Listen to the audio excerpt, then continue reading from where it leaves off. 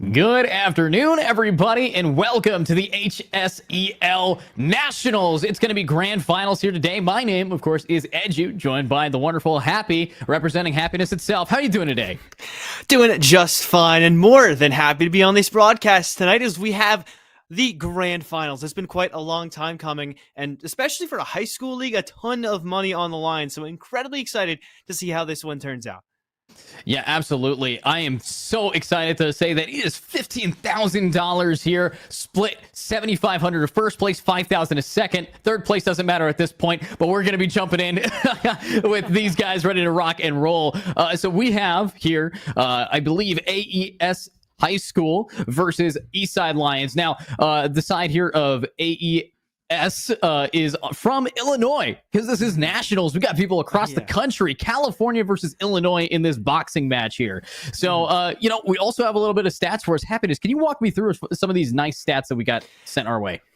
Yes, sir. So in the fall season, AES stands for Adlai Stevenson, by the way. So Adlai Stevenson High School, which is definitely incredibly easy to say. But they went 6-2 in the fall season and then 8-0 in the spring season. First in the country in the high school leagues, in our league. And then for Eastside, they went 4-4 in fall and then ended up in top 4 after the playoffs, and then went 5-3 in the spring where they got top 8. So these two teams have both been pretty successful, but so far through nationals, they have been the best in the whole country, which is exactly why you see them here now. And they actually do have some history.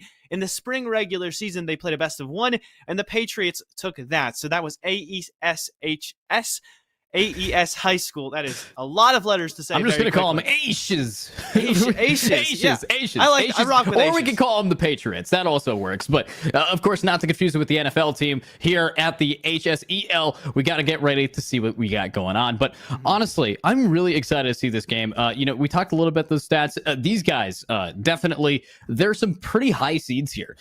Third seed is going to be the Lions. Fourth seed going to be the Patriots here. So, honestly, I'm kind of excited to see these guys compete, because when there's this much money on the line, I know that for the longest time, high school level esports was not a thing when I was in high school. I don't know if it was for you either. So it's insane to see this kind of money being brought to the table and this kind of competitive gameplay to be brought. But of course, these are some high school students, so we should be seeing some pretty lighthearted fun no matter what. And of course, big shout out to the teachers, staff, students, production, everybody who is behind the scenes. We know that you can't have a tournament like this go all the way across the country unless there are some real dedicated people behind the scenes. So thank you again to those players. But of course, happiness. It's going to be a best of 5. And you've watched a lot of Counter-Strike esports. I know I've worked a lot of Counter-Strike esports. Do you know what maps we would want to be expecting here from these high schoolers?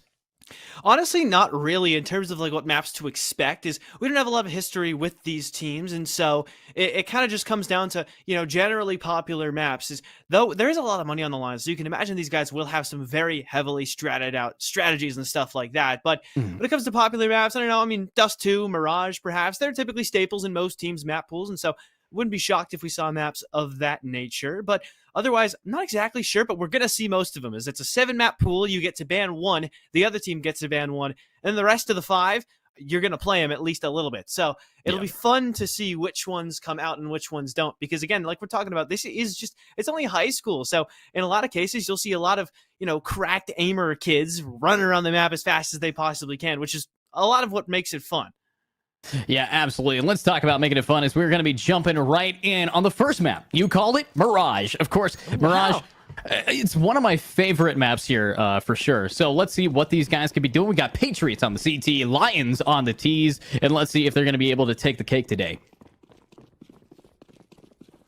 Yes, sir. So they're going to start off going towards B Apartments. Is going to be quick play in, and already Zumi's just making his name look pretty accurate and zooming straight in. Yeah, able to get one to a double kill for him. PCR with one as well. Yes, Skypoof was able to get a single kill, but this has just gone so quickly, and Asia's already in now at such a bad spot. They've got a 2 versus 4 to work their way back into the site with. Nick was taken down from the side. He was able to get one really nice shot to him, but just as nice a shot from PCR, and it's only Mookie 1-on-1 now, actually. He's worked his way back into it, but from the bench, it's PCR with a wonderful clutch, and Ace is not able to pull that one back. Eastside gets the first round. Absolutely clean with it. That's what you would want to be expecting here. Lions coming out roaring with a huge lead. 2 players, Yaya and PCR, making sure to make their name heard there. 3-0 to clean that sweep up. And of course, I gotta hand it so far that these guys have been incredibly aggressive. It's the T side on Mirage. You're gonna have to do that pistol round. But now we're seeing rifles be bot versus a little bit of an eco. Galil up in mid is gonna get a nice clean spray. Polar hitting it down, and now it's gonna be just one. Skypoof in a 1v3 USPS, but let's see if they are the player to get silenced. Is not going to be able to get one tapped quite yet, but no armor and a dream. Let's see if they can manage to do some chip damage to these guys.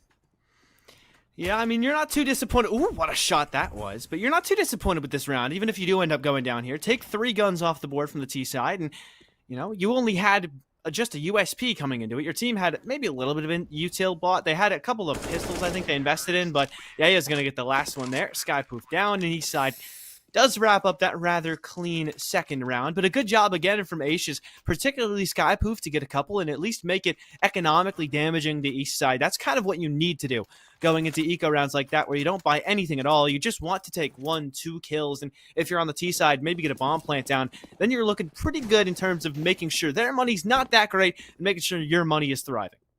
Yeah, and this money looking pretty clean so far, but this is now rifle round for both sides. We still have that Galil handing in the hands of Sagen here. So let's see what these guys can now be rocking it forward. Now, I also want to point out, I love high school esports and academic because you always get some strange names. I know that Perpio here in the group weebs. The little things like that always just make me smile. But let's see who's going to be smiling at the end of this round. Is, you know, win chance right now, it seems 50-50, a little bit sided towards CT, as just statistically this is going to be a CT sided map. But that's why Skypoof poofs away Polar, as these guys are making a perfect play to get in them with a nice nade and the damage to hopefully hit this A site. Sky's stuck underneath it right now. He's not going to have too good of a time getting out. Does get taken down. PCR with the second one. Make it big work for another round. Not quite in a row, as he was the one who won them that first one, doing big damage. And number 3, going to get more now, is Zumi, as Intellectual is able to get 1, but goes down. Actually, doesn't go down. His teammate's gone down. 2 versus 2 in the post plant. As Sagen and Zumi, they haven't quite done too much just yet, but they're going to have to step up here and now if they want to keep AES off from getting around. And now they're only left with 1 alone. It's Zumi just around the corner, and he's been expected. Perpio with a double and a solid retake round as Aces finally get on the board. They are going to be on the board, and Aish is making us go sheesh, because that is exactly what you want to be seeing here. Patriots definitely supporting their country and making sure to get this damage in. But let's see if they can keep that going. Was that me, or was that counter-terrorist in so much louder than everything else? Yeah, right? I was so confused by that. I literally I was startled by that noise. It was unusually loud. But, yeah, I mean, solid retake there from H's. They just put up a good fight wherever they could, and where everybody in impact positions, either they were traded out well by their teammates, or they were able to get a kill or 2 in their actual position. So really good defensive setup on the A site. Exactly why Eastside wants to go B this time, but they're actually taking a lot of damage early on. They try and get out of the apartments, but it's to no avail. 1 kill comes through from Yaya, but it's 3 in a row from AESHS, and the Patriots now have 1 player left to kill, as it's only been 1 kill in this round from Eastside. Maybe could be 2 or 3 more, and that would win them around, but it's not going to be any additional kills as Moogie swings, gets the kill on the player at Van, and makes it an even game. Wow, even game 2-2. I mean, that's what we're going to be seeing, this curve definitely building back up. Look at that team money. These guys almost have the prize pool in their banks right now. A little bit past it, to be honest, but now it's going to be the opposite of that for the T's. We are seeing, though, a hero op. Luckily, they are going to also now buy up there, but a very strange buy. However, you can buy weird as long as you know how to hit these shots, but no, the op is going to get dropped and immediately have to be repicked up. PCR now down. Clean shot early on here from the player Mookie. Great shot from him. But yeah, it is a very strangely fragmented buy, like you had pointed out. Desert Eagle on Polar, and the ops on Yaya. Not gonna get taken down quite as easily as it was from PCR.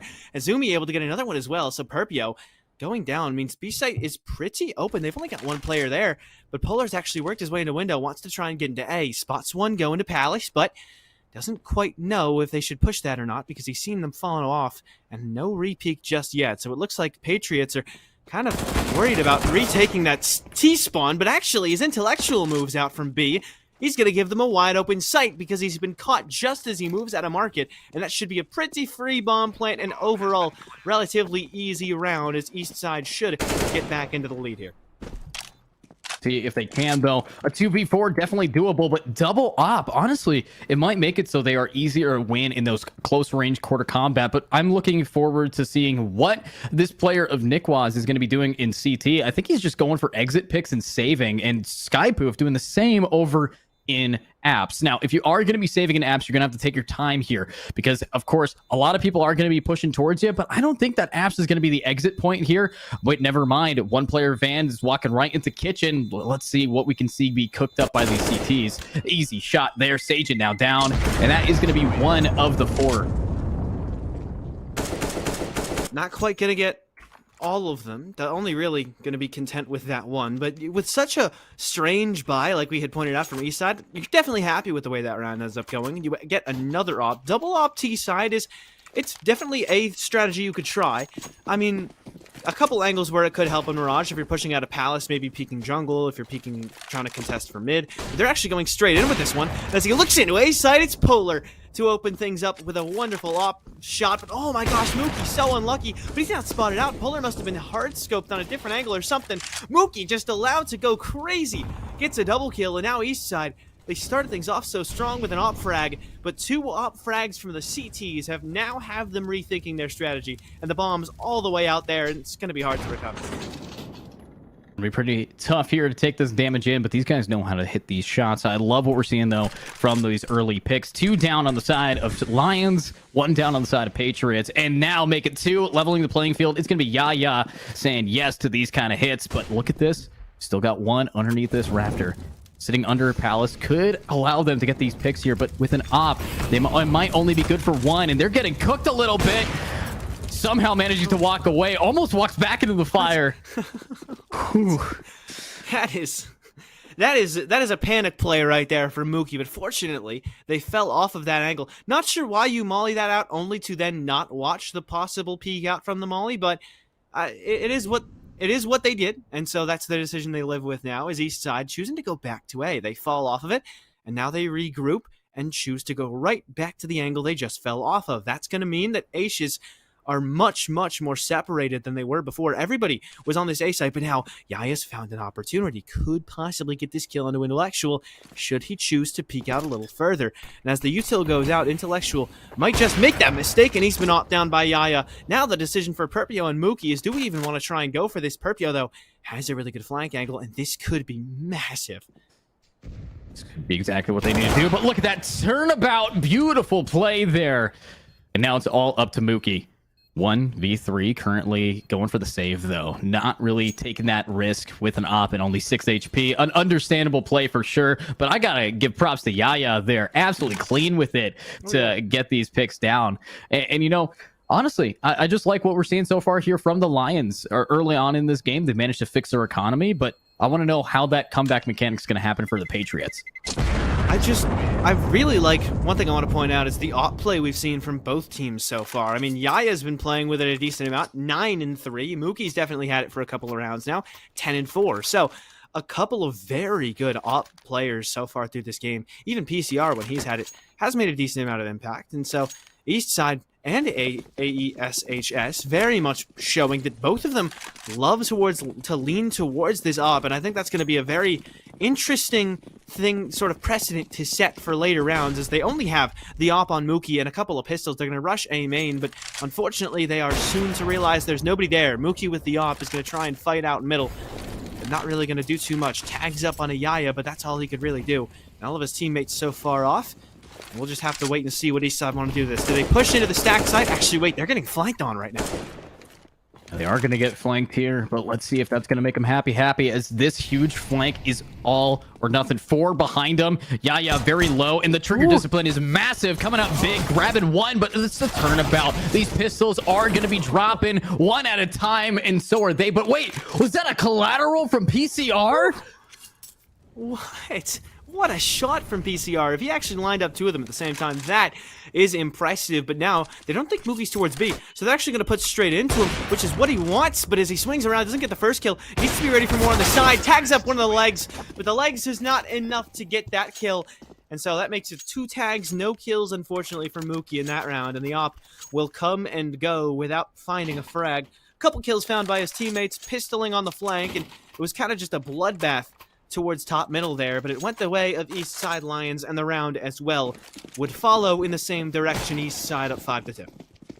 Yeah, 5-2 so far. Lions, they've been taking some pretty big leaps here, leaps and bounds. But, of course, this is going to be one of those maps where slightly CT-sided allows for a huge comeback mechanic here. If they are just able to hit some shots. Sky Poof, proving it, getting one pick down on a Yaya. Now looking for some more Polar.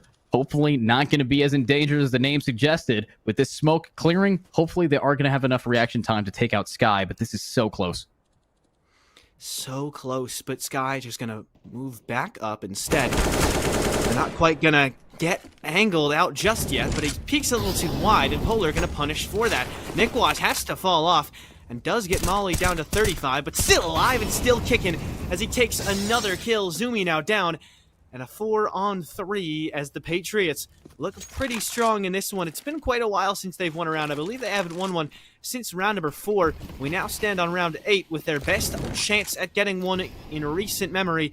But the bomb going down could go down for Eastside and could make things a little tougher for the Patriots as they have to retake it now. And they're going to have to do it pretty quick here. These guys know what to do. They know how to do the damage if possible, but 3-4. T's are going to get spotted. Intellectual taking a smart play here by pushing out, but that's going to be a beautiful flank. Gets a double down. Perpio is here for it. Intellectual's grabbing it, and that's going to be a retake.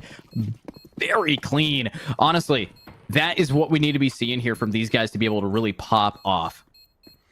Yeah, love what I see there from the Patriots, and just, it had been a little while since they'd won a round. You had a little bit of a reason to be concerned, but they finally are able to get most of the guns they could ask for in a single round, and really work things out well. We've seen time and time again, they have a very solid A defense when it is just straight up tested by Eastside, but also a lack of util being used. Not too many smokes used there from Eastside. There was enough to sort of get the plant down, but post-plant, don't know if they just didn't have anything left or if they had popped all of it in relatively unimpactful spots. I mean, they did a good job with the mollies, flushing Nikwas out, doing so much damage alone with just those, but not many smokes, not many flashes, so they're going to try and use all the mollies and flashes and smokes as they move into B through the apartments, but they're kind of getting stuck. Somebody just got standing in the doorway, sort of as if to say, please don't move forward, guys, because this is not a good idea.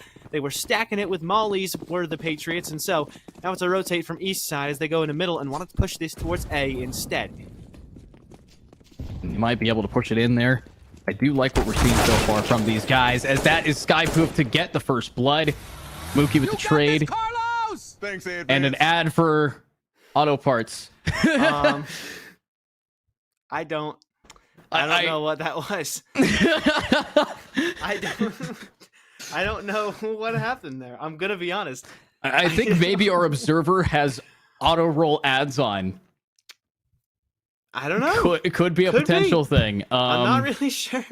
Hey, things do happen though, but let's take this good time of a technical timeout is what we're going to call it. What is this game looking forward to so far? Happy to say, what are your thoughts seeing how Eastside Lions seem to really put themselves in that lead early on?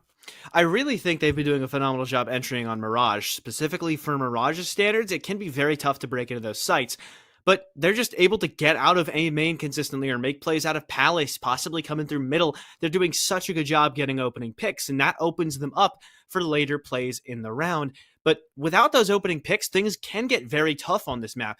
So if the Patriots start to get a couple of rounds in a row where they're able to get that first pick, maybe Mookie with that off is able to find some impact very quickly, then that should mean better things for them. And the Patriots might start to claw it back and then actually actively take the lead themselves if they're just kind of about those opening picks and getting a lot of control quickly, because that's something that Eastside have been doing phenomenally well, and that's why they stand in the lead on a map that is, like you had mentioned before we got into this, a relatively CT-sided map. Yeah, and let's talk about why these maps are cited for those who are the layman here. So with the map like Mirage, if you look at the way that the spawns are laid out, where people are going to be starting off in each side, CTs have the ability to easily rotate, while Ts have to take a much further distance. But talk about the further distance with this op from both hands coming out big, getting these taps. Look at the guns in this round. They came into this one with Deagles, Eastside did. Now they've picked up 2 M4s. I guess Zumi might have had an op already, or maybe he picked it up off of somebody. Not exactly sure, but Yaya's going to get that last kill. And it looked like, so Patriots won that round we were looking at just before we went to that unfortunate technical timeout, but now Eastside are able to eco them back. That makes that the second time that Eastside have had a pretty weird bye coming into a round, and they come out of that round with a round win, which kind of tells me that Patriots aren't doing so well with possibly the Lions changing up the tempo or the pace of play a lot, because that's what you see a lot in these eco rounds, people going unusually fast or unusually slow or just kind of doing unorthodox strategies. As you see Patriots doing exactly that right now. They're going to try and rush out of A main and make a play there, but nobody there from Eastside, so might just be a B rotate for the T side, and the CTs have to try and pick up the pieces from here. Yeah, honestly. But let's see if that is going to be good enough. PCR looking to just try to push themselves in with that op. Very aggressive with the op play. I like that kind of aggression coming out. But what a shot. Intellectual here with it. Sajin doing it with the trades. And now it's a beautiful flick. PCR. That's the kind of picks that you need to be seeing. This reminds me of when I was in high school and I used to just play with my buds. But these guys, they're doing it to the point that these guys are at the top. This is varsity level. Yeah. Maybe even, you know, these guys can win scholarships nowadays for this kind of stuff. Oh, exactly. And that's probably the most fun part about it is Skypoof trying to put a good word in there for himself. A nice headshot with the Deagle, but seems to be mollied off. Gonna have a tough time retaking. At this point, honestly, I know it's just a Desert Eagle, but you might want to save that actually. Moves forward to pick up an AK. Wants to try and take some guns away from his hackers, but is instead going to have his gun taken away from him as Yaya able to get that frag. And Eastside leave only one alive. As Perpio going to bring the FAMAS into the next round.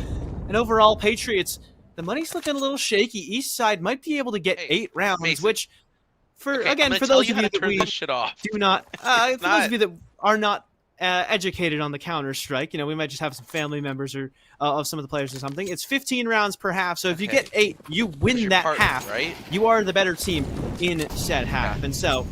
Yeah, it's looking pretty good for Eastside at the moment. If you go to your on the creator dashboard, right? If we are going to be able to see these guys hit these picks, dashboard underneath partner, right? Looking to find that pick there, or and that's actually going to be the pick. Poofed away, and it's PCR.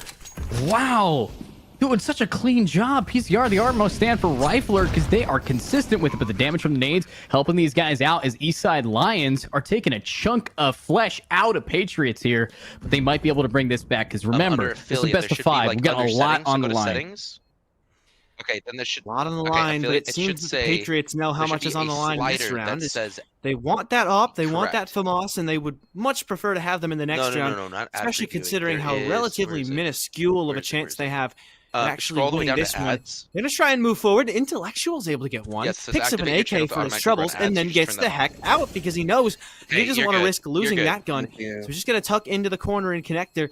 And now Eastside going to walk out knowing they're relatively confident that they won that round. And as the bomb detonates, they have, in fact, done just that. The Patriots, though, not a terrible round. They come away with that one with a couple of guns. And looking pretty good going into round 13 as we only have a couple more rounds until the sides switch and we see these two teams on the opposite sides of the map. These guys gonna try their best right now, but 4-8, not exactly the best kind of score here as we are nearing the end of the half. But here's the thing, Lions, they've just been doing such a clean job, and Patriots, they have also chucked a lot of blow for blow here. This, of course, being that CT-sided map, though, we need to be hopeful that these guys are going to be able to have an amazing T-side as well, an immaculate position for them to now try to push this in with. The damage a little bit easy for them, but hopefully they can do that damage when we get these shots. Now, Skypoof sitting inside a kitchen, waiting for this big push, but talk about a big push. Yaya goes all the way onto the A side just to get gunned down. And here's Sky, though. The bad timing with the util. Unfortunate there. Zumi zooming through. They got V2 in their name because they are absolutely vrooming right past these guys. And Van is going to be where they're going to get gunned down.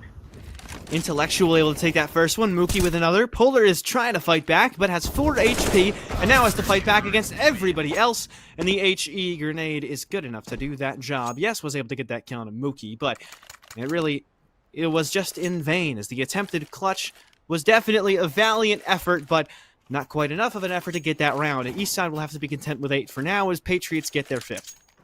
Yeah, Patriots are going to be taking their 5th here. Now, of course, we only have about 2 rounds remaining here, so there is a good chance that we can see a 7-8 half. Pretty clean, to be honest with you, if they can manage to seal that deal. And they do have a decent weapon pool to pick from. Mookie with the op, everybody else with the M4s. They are able to do this damage, but it's about how Eastside Lions are going to be able to lurk their way through and hopefully be that predator, be that person who can jump on early on here.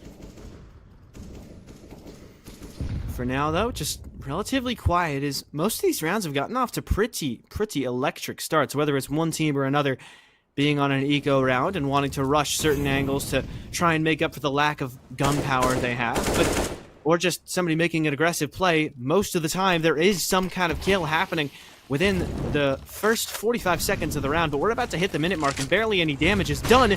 That is until Yaya steps in, gets a double kill, wants to make it 3, taps away, only able to do so much to Mookie, leaves him on 10 HP, but Mookie leaves Yaya on 0, so that's going to make all the difference as 50 seconds left for Eastside to move into the site. What a nade that is. Going to make it a 2 versus 4. Perpio and Intellectual have been left in plenty of clutch opportunities before. They haven't really been able to make good on many of these chances. It's Perpio stuck in CT spawn, able to get 1, could work his way back into this. Yeah, you use the word stuck, but who's stuck in whose room as these guys are getting so aggressive? PCR with the flick hits him right in the kneecaps and shreds right through the central organs. This is the opera that you want. And I got to point out, a lot of these kids that have been playing, if you notice those badges above their profile icons, that means they've been playing this game for years. That right there is the 2017 badge. That means these guys have been playing since they were like, what? 11, 12 years old? Maybe. I mean, wait, so 2017, that's so 6 years 5 ago. years Unless yeah, 5, 6 years ago, unless they're account sharing, then that's what's it called? Because depending on these guys could be like freshmen or sophomores as well. So they could have been playing since they were like 10 as long ago as that. So crazy to think about. But Nick-wise, definitely, it's been a rough game for Nick so far.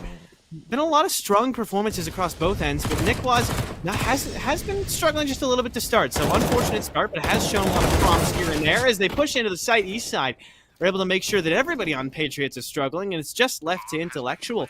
1 on 4, and this is the last round of the half as well. So it should be double-digit T-side rounds for Eastside as they come to the end of their first half, and the Patriots really going to have to fight back once they get onto the T side themselves. And as much as Intellectual tried, the MP9 against 4 incredibly strong guns is just not a retake you're going to win. 10-5 the score as we switch sides. The CT side now being played by Eastside, and the T side will be played by the Patriots. Yeah, Eastside is going to be doing quite well here. Honestly, 10-5, where you want to be seeing, but it's pistol round. This could be the opportunity that they can jump out aggressively. We saw Eastside Lions on the T side take it over towards B, but based on how these guys are running it, they want to hit that A point, and might be a good play because I think that what they are going to see is a read about how these B players are going to be stacked up 3-2, maybe even 3-1, as they're still having to have one person in mid. This could be what they need to do. Definitely could help quite a lot. Much slower pistol round than we saw the last time. Is when Eastside were on the T side, they ran it straight into the B apartments. Now, much more clinical here from AESHS, and they're going to start off with the first pick, just as Eastside were able to do, as Skypoof is able to get 1 quick one. Nick has gone down on the back end of that, though, and PCR is able to get 1 more. So, though a bomb plant can go down, it's not looking great for the T's, but it's not looking awful either. Skypoof with 1, Mookie with another, traded out, though, as Yaya and Zumi able to clean things up quite nicely, and Eastside makes it an 11th. They did let a plant go down, but that was just about all that they let happen in that round, as they're not going to let it get too much further than the bomb going about halfway down before they hop on that defuse and hop onto 11 rounds. Yeah, and these guys are hopping their way through to do the damage that is capable. And honestly, though, Eastside Lions taking that pistol round lead is going to make it a big now mountain, not a hill to climb over. They might be able to just seal the deal here if they keep this kind of momentum going forward. But I'm looking at the hero rifle, aka the Deagle, in the hands of Intellectual and Skypoof. That is a gun that can one tap from any distance. So with perfect aim, these kids can come back. Definitely could make it happen, and we saw plenty of T-side eco rounds last half, as Eastside were quite strong in their ecos. Great nade, though. That should do a ton of damage, and with another one as well, now you've got Perpio and Nickwise just about 20 HP each. Mookie's at about 50. Swinging wide, Yaya able to get the first one, and so that was Mookie, who was stuck on about 50 health. Well, just kind of half of it taken down by the nade. The next half is taken down by the M4A1S. Wide swing comes out. Polar gonna go for one, make it a second, and the spray looks really nice. Just doing a great job at isolating these one-on-one or two-on-one fights and playing to the advantage that they know they have with these extra guns, as the A1S is retrieved for that round as well. And just a phenomenal round from Eastside. Two players in middle doing all the work themselves. They don't need any help. It's Polar and Yaya able to get a 12th round for Eastside. Yeah, these guys definitely picking up the pace here to do the damage if possible, but I have to point out certain players today. Yaya has been absolutely crucial in getting this damage dealt, so shout out, honestly, MVP for game one here. But this, of course, still being a best of 5. We don't know exactly what the map bans were here, so maybe this was just Eastside Lions pick. If the Lions lock this map in, I could definitely see why Patriots would, not be as comfortable as these CTs here. Ooh. Nice shot there from Yaya, traded out quickly by Perpio, though. And yeah, I mean, it's very likely that this is the Lions' pick. This is the map they would have chosen first because of the nature of the ban phase. After those first two initial bans come out, this would be the map they would have gotten to pick before any other. So that was left in the pool, at least. And they definitely look like this is at least something of a preference for them, as they look incredibly strong here. Though, that did mean as well that the Patriots got to choose the side they started on, and only getting 5 rounds when you wanted to start on CT and then losing the first 2 rounds of your T side. It's definitely a bit of a hole. They can still make a comeback here, though, as long as they win this round. They lose this, then they probably lose number 14 as well, because they don't quite have the money, but they're going to push into B, and if they're going to win this round, it's going to happen now. This definitely could happen here very shortly. We do got PCR, though. Beautiful positioning here. Will be able to grab one, and they both jump into him. Nice multi-kill. And now it's going to be 1-0, as that 2 kills is solid, but just not enough to win them the round. Yeah, it was a very, very solid job. Triple kill, actually, within that round from Perpio. 2 as he pushed into the site and got one much earlier, as you may or may not remember, he was the one to trade out that initial kill that happened to make it the 4 versus 4 rather than the 5-on-4 in Eastside's favor. But as many kills as you can get in the round, if you get unlucky with the jumpings and the timings that your teammates have when they hop in, they're just not looking the right directions, it's not really going to work out.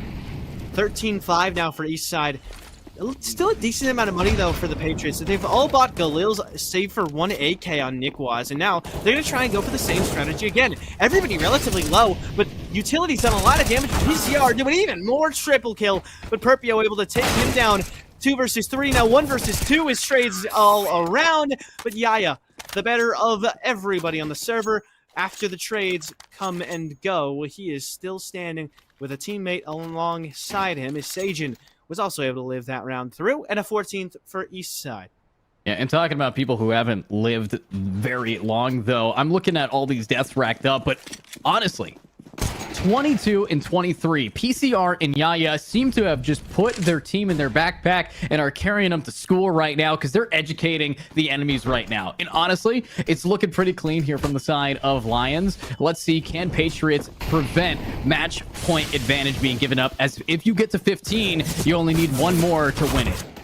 Yeah, and the Patriots, they're just doing the same thing again. Keep banging your head against a wall and see if it works. Team kill, though, this time is kind of what's done them in. Perpio and Skypoof still with a good shot, and they've been performing quite well of anybody on this Patriots side. And Skypoof, in particular, in this round, is doing quite well. 14 and 17 through the map so far. He's definitely had his moments, but now really needs to shine bright here as Sajin able to get 1 more kill. He's been relatively quiet, letting his teammates have the spotlight, but this would be the perfect time to step up if anybody's getting pushed on the left side, and he's not ready for it. Skypoof gonna have the freest kill of his life as he swings around and makes it a 6th round for the Patriots, and they're able to start the process of clawing things back, or at least hopefully with that last round. Is if they don't start the process now, it's already going to be a done map, but that could be the first round in one of the greatest comebacks that we have seen in the history of our high school's Counter-Strike.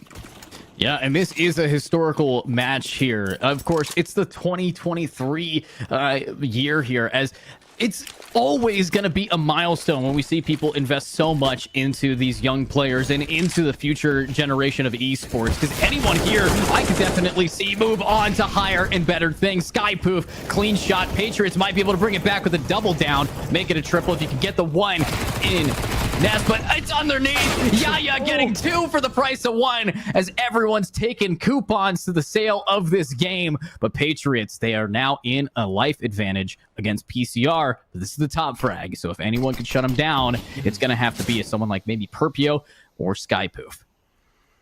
Oh, waiting for any sound cues. Sprays through. Really well-timed spray as well. Does a lot of damage onto Perpio. The HE isn't going to do too much more, but now PCR is giving away his position, so they're going to plant for open, try and play this post-plant from connector, rather than holding it from possibly Palace, because they know the last one's coming from CT spawn. They're just going to have to wait. Nikwa is sitting here ready to swing off of Perpio's intel, but Perp doesn't even need his help, just gets the kill on his own. And a 14-7 round score now is Eastside. Not quite able to secure that one either. Relatively close for the amount they had invested, but now they really don't have too much money to speak of, and Patriots could really start this process here as they win that last round pretty effectively. They're able to work their way into this next one now where they have quite a hefty advantage, to say the least. Quite a hefty advantage here, but Yaya going right in. What a flick to do some damage, though. That is going to be able to get the trades. And look at this pistol round. It is honestly not that bad. Two kills just by running it down. That's more than most people can ask for.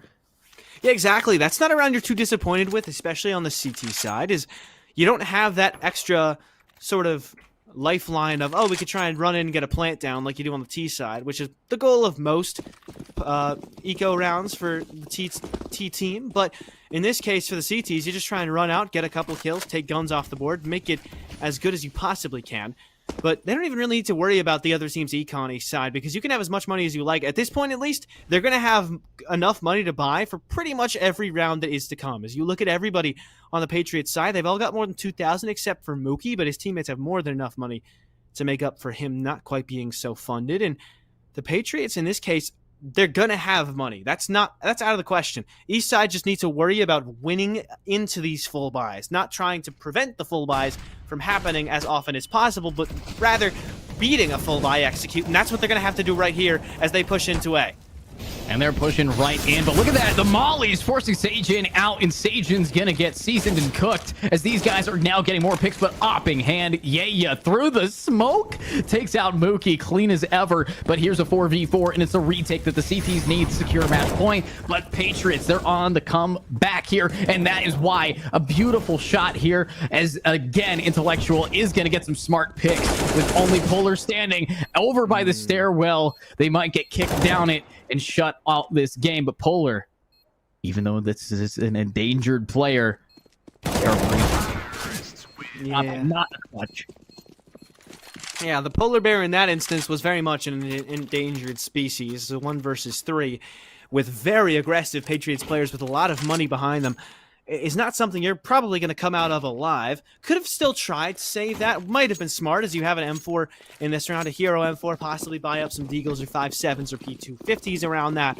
And it's not a terrible round. You could still stand a chance in that eco, whereas in this one, you really need sort of a hero play from somebody who doesn't quite have the hero gun to make it happen. Is unfortunate use of the smoke grenade and improper time. Was trying to drop that to his teammate as Perpio. A lot of damage done to him off the start, but the first kill is going to go to Mookie, who started off really strong on that CT side, has slowed down a little bit since then, but still 20-19, still leading his team, and is going to have to lead the way through this round as he'll flash his teammates forward, or they'll actually toss a smoke grenade forward, and that's going to be a B execute into a B site that is completely empty, as nobody on East side even trying to challenge it. They're not going for the challenge here. They're going for the retake, which could be smart. But honestly, when you're not at that weapon advantage that you'd like to be, it's going to be about these shots. But what?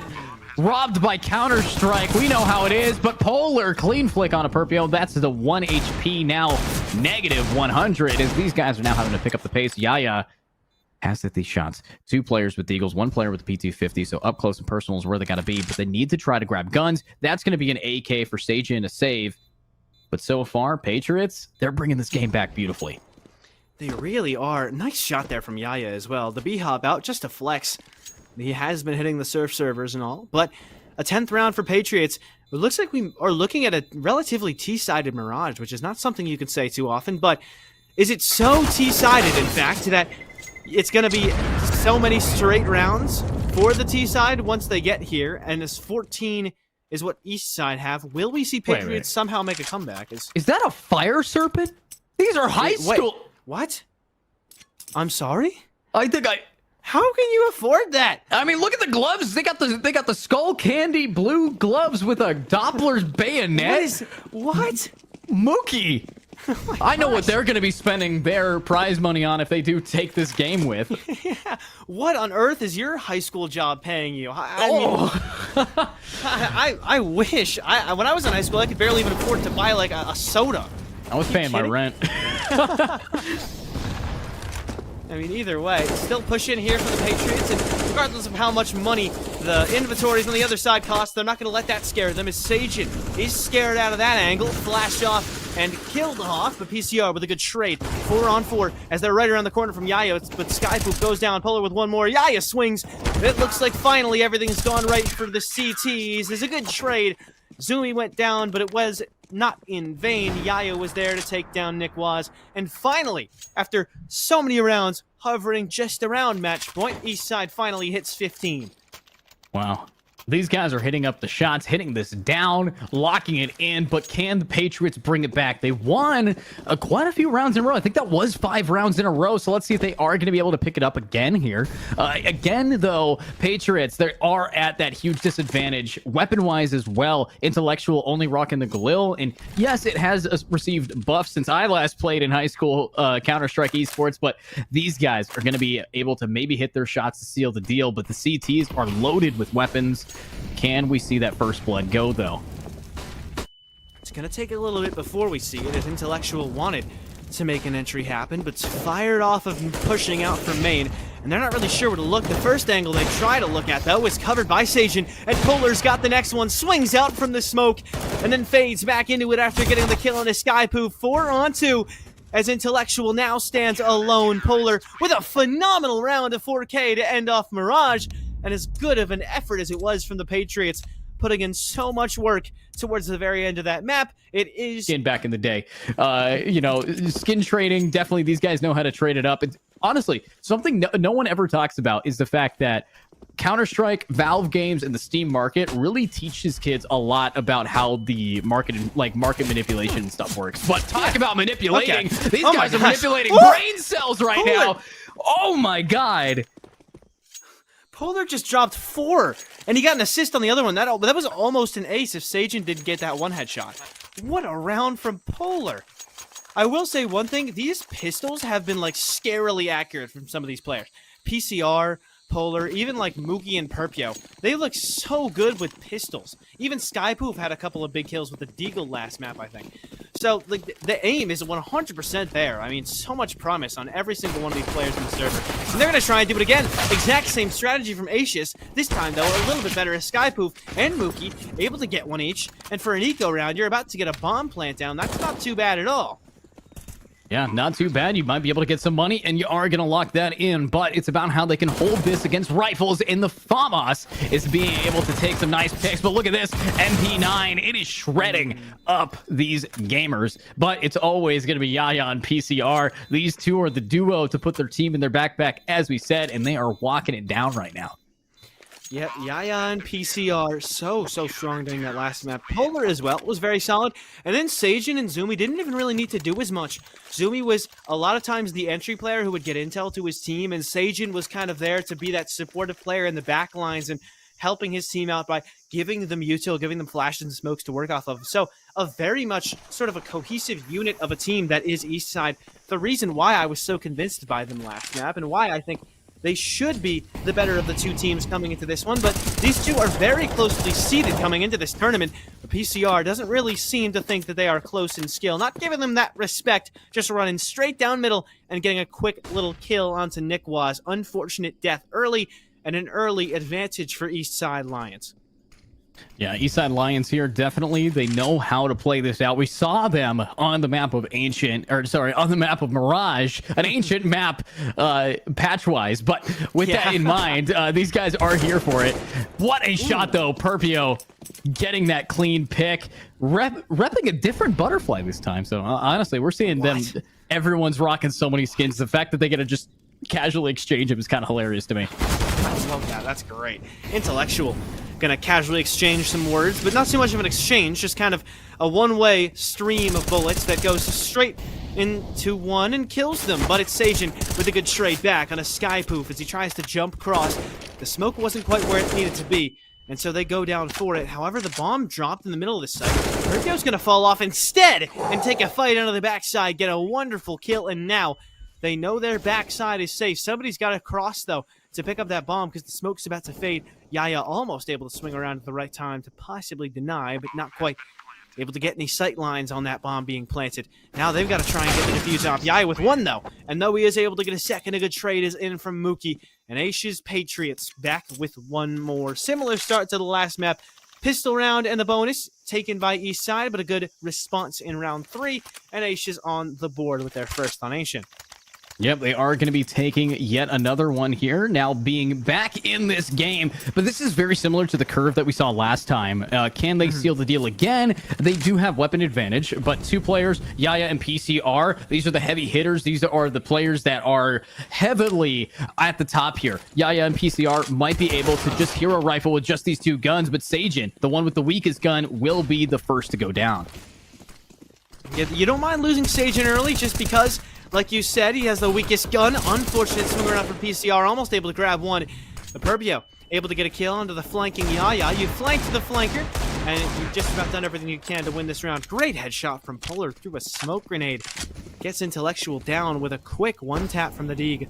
But they're going to hop a couple players up to this height, and so even if Eastside ends up going for this retake, it's not going to be easy, though. Is one kill in there from Zumi and another one from PCR. They could be making this work. Missed shots from Mookie and Skypoof, but they're eventually able to close it out. Now it's only PCR's got to kill one behind the box, and Mookie's moved his way over to Donut as well. So it's going to be a tough situation to work your way into. Just work your way out of that position instead. Going to try and go for that save, and it should be quite easy for PCR. Not going to be too contested in keeping himself alive and keeping that M4A1S into the next round, as it is an evening of the score count once again, as after 4 rounds we stand at 2-2 for the second map in a row. 2-2.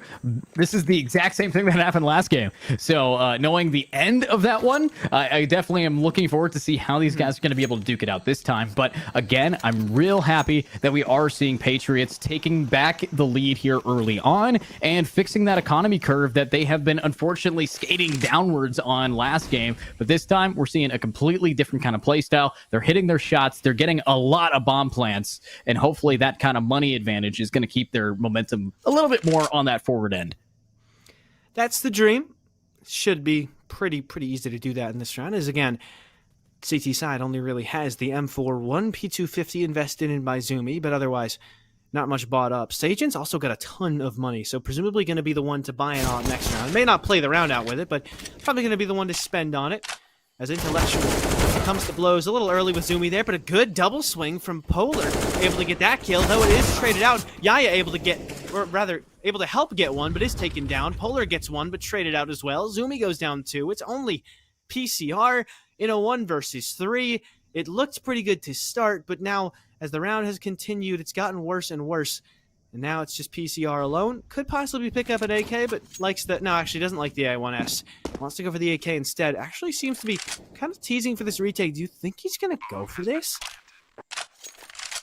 I think he might actually try it. This is the player that has been hitting pretty hard, and if they rotate all off that bomb, he might actually be able to ninja, but no, they're just playing a different angle. Stacked on top of each other, it's going to be a very tough swing. But look at that. That's going to be one. But looking at the bomb, taps at the bait. Could clutch this up. Now 1v2, definitely winnable. But he doesn't have a kit, so he's going to have to do it quick. Oh, Nick was, though, hitting that down. Beautiful. Yeah, tough situation in that post plant, and really just looked unwinnable. However, as unwinnable as it looked at the start, almost making it happen, so credit where it's due.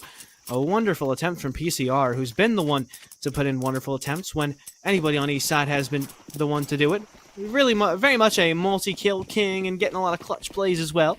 One of the most highlightable players when you look at that first map of Mirage, and seems to be doing the same coming into this one, though Polar the one that stands out so far. Already on 8 frags, but the Patriots, for the first time all series, have taken the lead on a map. They were never in the lead on the last one. This time around, they're looking to make things a little different as Intellectual takes down PCR to start. Polar swings wide, looks for 2, doesn't even get 1. Yaya, though, able to finally get a kill in this round for Eastside. They get another one as well, but a 2 versus 3, plant likely to go down soon. What do Eastside do out of this situation? I think what they need to do is they just have to take their time. But unfortunately, the time is up and they are getting dropped here. Patriots, they are absolutely doing exactly what they need to do to hopefully take game 2 here.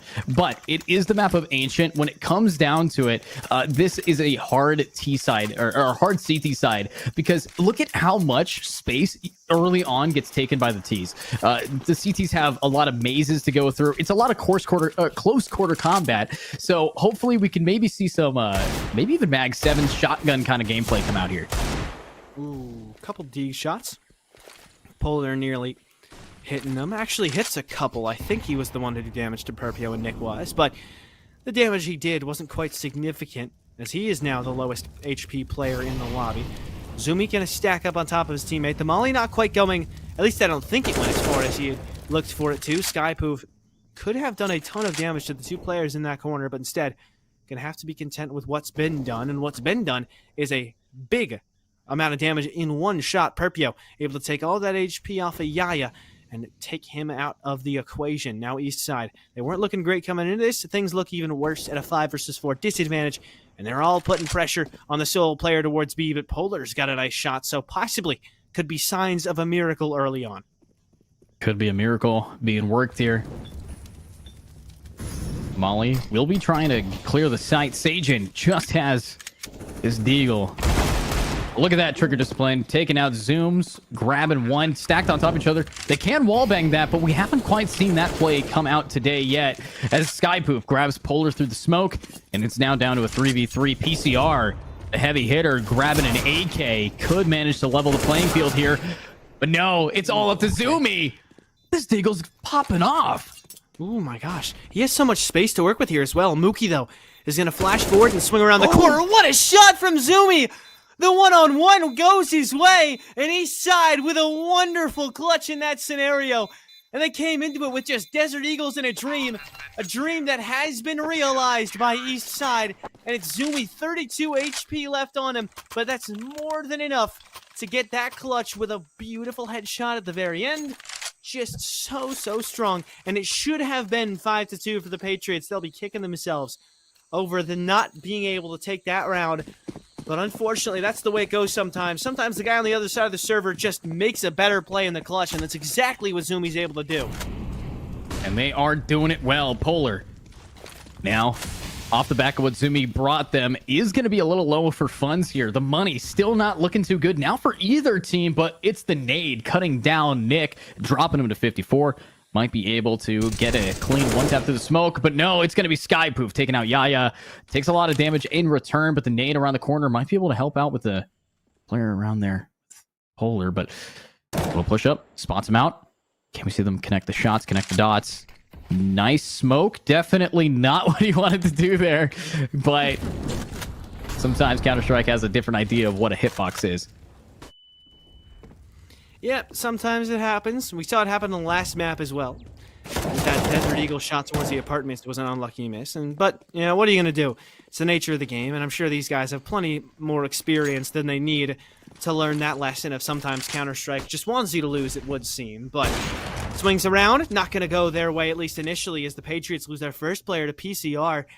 Looking for more. What a shot that was. Nick was dead now, too, to the same fate of his teammate just before. Polar able to get one more, and now all of a sudden it went from a really promising round for AESHS to now a dominant round victory for Eastside unless Mookie is able to make a clutch happen. Has the bomb and has not too many people to contest with on the B site. Should he get an opening an opportunity, it could possibly go his way, but he's just going to save this out. Yeah, might be able to save it out there. 1v4 and PCR on that op. But this is a perfect place to save it, as it's hard to really flank the spot. But wait, is he elevating? Is he ascending right now? He's ascending. Just ascended. He's doing it again. Levitating. Gotta love the jank that comes out of a 20-year-old game. Well, 20-year-old engine anyways. I know that engine, Source 2 for Counter-Strike 2 going to be coming around here soon. Can't wait for the new couple smokes. of months out, yeah. Yeah. Oh yeah, the new smokes look so fun. That game as a whole is going to be fun. Like, I need to get back into CSGO because I definitely have to be playing that game a ton when CS2 comes out. Whenever I have time off, not casting, not working, what have you. Oh yeah, you got to take the time. I mean, for me, casting's my full time, so I always get to stare at gameplay. And I love it. These guys, I love watching these young players really just start popping off and proving that, yeah, I'm washed. Oh my gosh. Oh my God. Skype will be able to get one, Nickwas with another. The Counter-Strike timing is fully in effect as Sajin gets swung with an incendiary out. A 3-on-3 now with a post-plant scenario. Make it 2 as Polar steps in for one more. Good trade, though, by Mookie. Not good enough to get even more, though, as he's taken down just afterwards. Nice takeout down. Nick was able to get one, but Polar trades it out. Just so many things happening so quickly.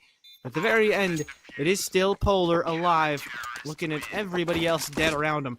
But at least happy that they'll be back next round, and he's got a round win. So they come back alive, and look, guys, I got you a wonderful treat of winning that last round. Aren't you so proud of me, Mom and Dad? I'm very proud of you, son. Now, let's Thank talk you. about these guys getting these picks, as, of course, it is going to be probably a round here for Patriots to desperately need to win it. They don't look too clean money-wise. They do have a lot of utility, though. The util should be able to chuck them a little bit forward, but I'm looking forward to how these guys are going to be able to really seal the deal damage off.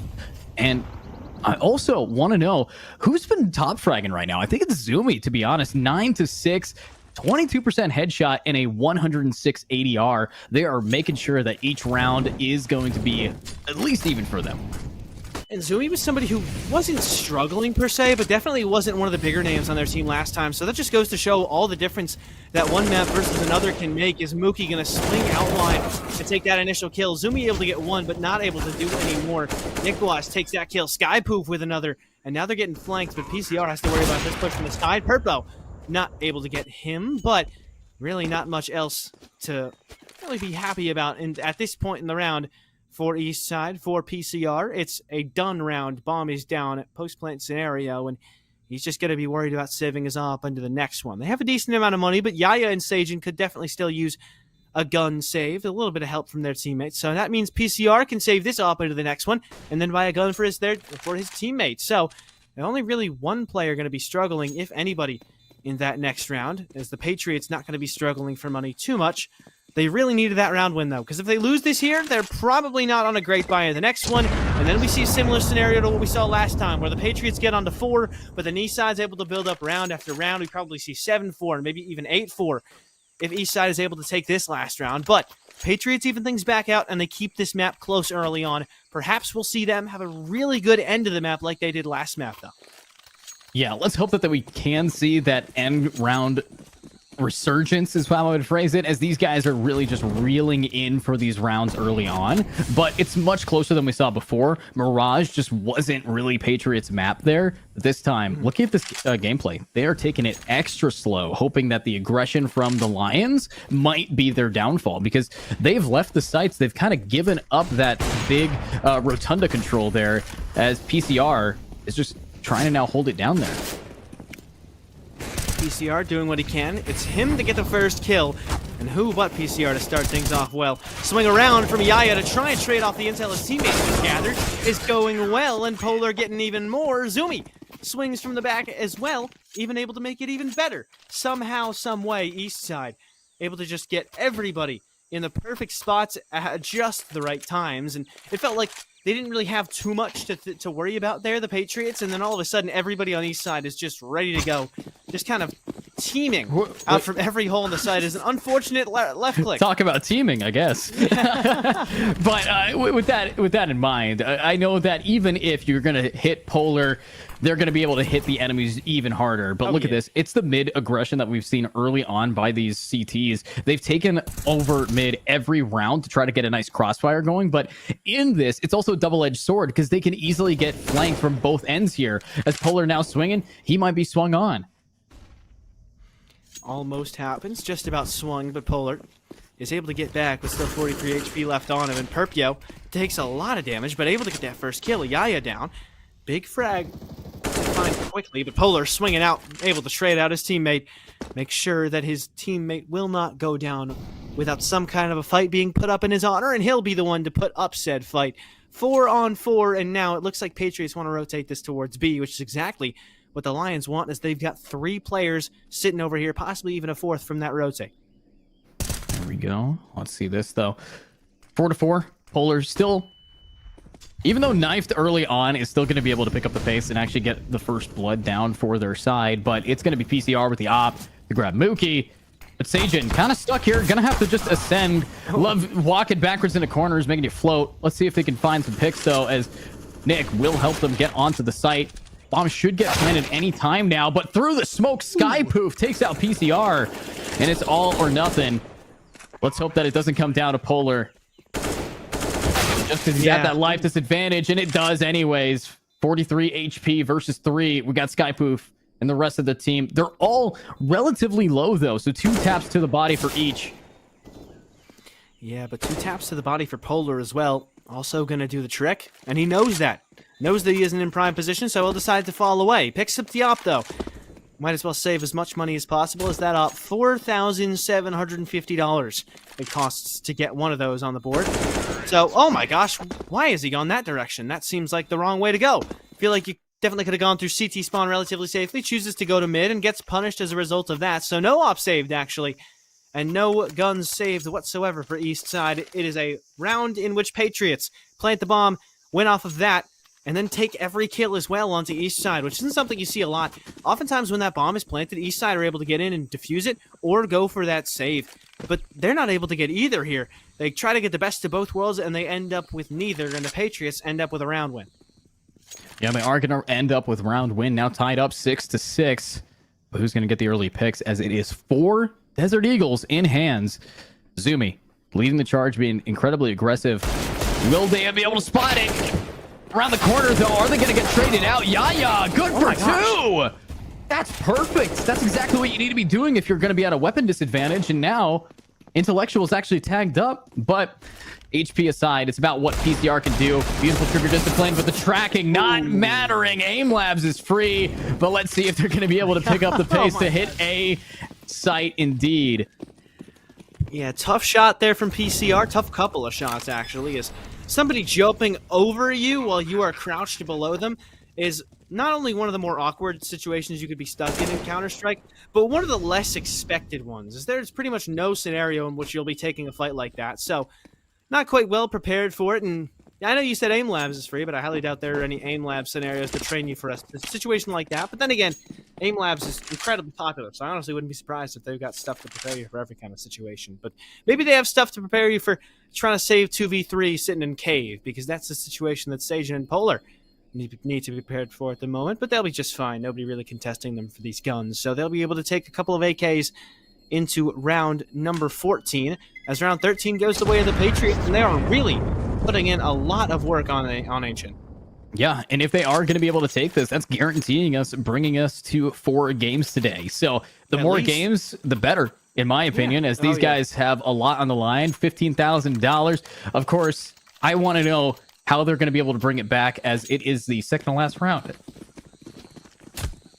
Sorry, I almost had to sneeze there. Oh, yeah. Well, whenever there's one, there's two. So be on the lookout the next 5-10 seconds. I'm watching out. All right. Polar, no, not quite watching out. Well, definitely vigilant as he pushes in through mid, but not quite aware enough to avoid any damage. But Gaia making sure that nobody able to avoid his gun early on, as Skypoof goes down quickly, but Intellectual able to avoid the bullets just enough to get that kill, though he is left rather low. Definitely will be hurting through the rest of the round as 19 health. The beauty of Counter-Strike, one of the few games where there is no mechanism to get your HP back. When you lose that health, it's gone. It's not coming back. The most tactical of tactical realistic shooters, and AESHS might be disappointed that there's no way to get HP back on Intellectual Nick was, but that's just how it is. Got to work with that for the rest of the round, and with a minute left to go, still a mystery where they want to end this round out. A little mysterious here, but I think they want to end it with a win. No matter what, Mookie, 70% headshot percentage. Can we see it keep that score high? Or are they going to add more? Nope, that's going to be a good spray regardless. And we are seeing these guys really just take the cake early on. Now we got Sage in here, 2-9. He improved himself with this lurk, looking around, trying to find these picks. Will be a pretty slow approach no matter what here from the T side, though. They don't want to risk anything. But we got Perpy, the owner of the Fire Serpent, snaking their way onto the A site with their team. But look at PCR. Beautiful position to be in. And a pick is going to help out their team for the retake. Be in quite a good spot going forward, and it only gets better as Nick was able to get one. Zumi, not quite giving up on this round just yet. Smoke onto the bomb. Has a defuse kit as well, so could just stick this. That might even be the wise play, because as soon as he hops out of the smoke, he's taken down by Mookie. So, interested to see how that would have gone if he tried to stick the ninja, but not what ends up happening. Instead, peeks out, taken down, and an 8th round for the Patriots as they have successfully won this half, but can they get to 9 before we see the side swap, or will Eastside fire back with one more on the weak weaponry they have coming into this round? Yeah, weak weaponry, but they've managed to take a thrifty before in this game on Ancient with less. They did it with just Deagles. So, honestly, I think they definitely have an opportunity here. The fact of the matter, though, 5 AKs. If they get one pick, that's a guarantee headshotable rifle in hand. So that might be able to help them out. Again, though, it's the aggression I'm seeing from these CTs up in mid. If it works, it usually wins them the round. Oh, nice shot. Yeah, great shot from PCR, and it seems that somebody is going to be winning the round, as it's been working so far for both sides. But right now, it looks like Ace side just a little bit ahead of the curve, as 3-on-2 in their favor. And we came into this round expecting a Patriots victory. Not necessarily expecting, but thinking it was more likely considering the guns they had. But now, Patriots really have to sit back and pick up the pieces as the bomb on Mookie, making its way around the map. Every single player's on B, though, and Perpio's got this watch on the rotate. So this could be crucial as they try and switch sides. Perpio could be the one to do it. They're not ready for him in that corner, and Zumi goes down. Now, it's 2 players left with an AK and a FAMAS and less HP than both players on the T side. And now Yaya needs to swing out, but Perpio gets him too. Nobody hitting any shots. It would seem that Perpio is on his Neo impression at the moment, avoiding all the bullets and leaving Sagen alone in a 1 versus 2 for the round. Definitely in it to win it. 2-10 though. Are we going to see them be able to double their KD or double their kills here anyways? They can find these picks. Stomping around, elephant feet. Let's see where the feet are going. That's right, 6 feet planted down. And it's Patriots taking the lead at the half here, 6-9. But I do think this is going to be that T side. So hopefully these guys are not down for the count for the side of Eastside Lions. Yep, hoping very much so that the Patriots can make a comeback. Stage a little bit of a interesting end to this game is 6-9. We saw a much worse, or not much worse actually, it was only 10-5 for the Lions in the lead, and that map still ended up being pretty close. So, hey, take a pistol round, and maybe we're looking at a pretty strong T-side from the East Side Lions. However, not going to be easy to take this one, as the USPAs have been firing so effectively and accurately so far today. Mookie about to fire this donut and exit off, and he's able to get 1 kill. And as they run through the fire, they lose a lot of health. Yes, they kill him, but who's the real winner in that scenario? They might be able to get a bomb plant down, but another molly from Mookie's good enough to finish off Sagen. Bomb being stuck now, and it will go down. But now, that 40-second timer is actually going to work pretty well for the Patriots, because they've got a lot of advantages, and then they keep pressing him across the map. It's only left to Yaya. Wants to go for a knife as he ran out of ammo in the Glock, but not quite a good enough scenario. Skypoof able to take that kill. And AESHS to start the CT side off. the way they ended the T side as they started off quite well, making it double-digit rounds for them. Yeah, double digits rounds here, 10-6. But of course, it's going to be first to 16. Lots of potential for comeback. These guys have to just keep hitting these shots. Let's see this. Let's see this rush. Zoomy, though. Zooming in with the team. Flash over the top. Wants to go in for it. Yaya with a big kill with a sky poop. That's a really good opening. Yes, Intellectual got one back, but Polar got it back onto him, so headshot goes out. Nick Waz looking for more. Does get more, but not going to be able to stop the bomb plan, or at least presumably not. No, it does go down quite cleanly. The PCR's been shut down just after the bomb's been put down. Azumi now fired off and in a really bad spot, but the volley isn't quite going to reach him. And Sajan's got good enough cover, but now it's only Zumi alone on such low HP. But he's able to get one. Needs to reload quickly, though, and has no clue where to expect Perpio. It's just not a winnable scenario. So tough. But a phenomenal gunfight victory there from Perpio and AESHS start this half off with 2 rounds consecutively, as they might be taking an even bigger and bigger lead, similar to the way that the other team did it. This exact thing, almost this exact thing at least, to them as we came into the second half of Mirage, was Eastside taking the pistol, taking an even bigger lead after winning the last half, and then putting themselves at such an advantage that they could not be caught. That's the goal now for Patriots. That is going to be the goal here coming around the corner. But, of course, Patriots, even though they are in a lead, nearly double the scoreboard, this side of Eastside Lions are not any player to turn your back on. You never turn your back against a big cat, and these guys are about to strike and pounce on where they need to. But it's Polar still being very happy to take that mid control, as we've seen, but might not have enough control, as Perpio is going to get a clean one tap from the corner, as the full T team is going to be rotating around here. That is the amount of the T team that they have left to play with is Polar.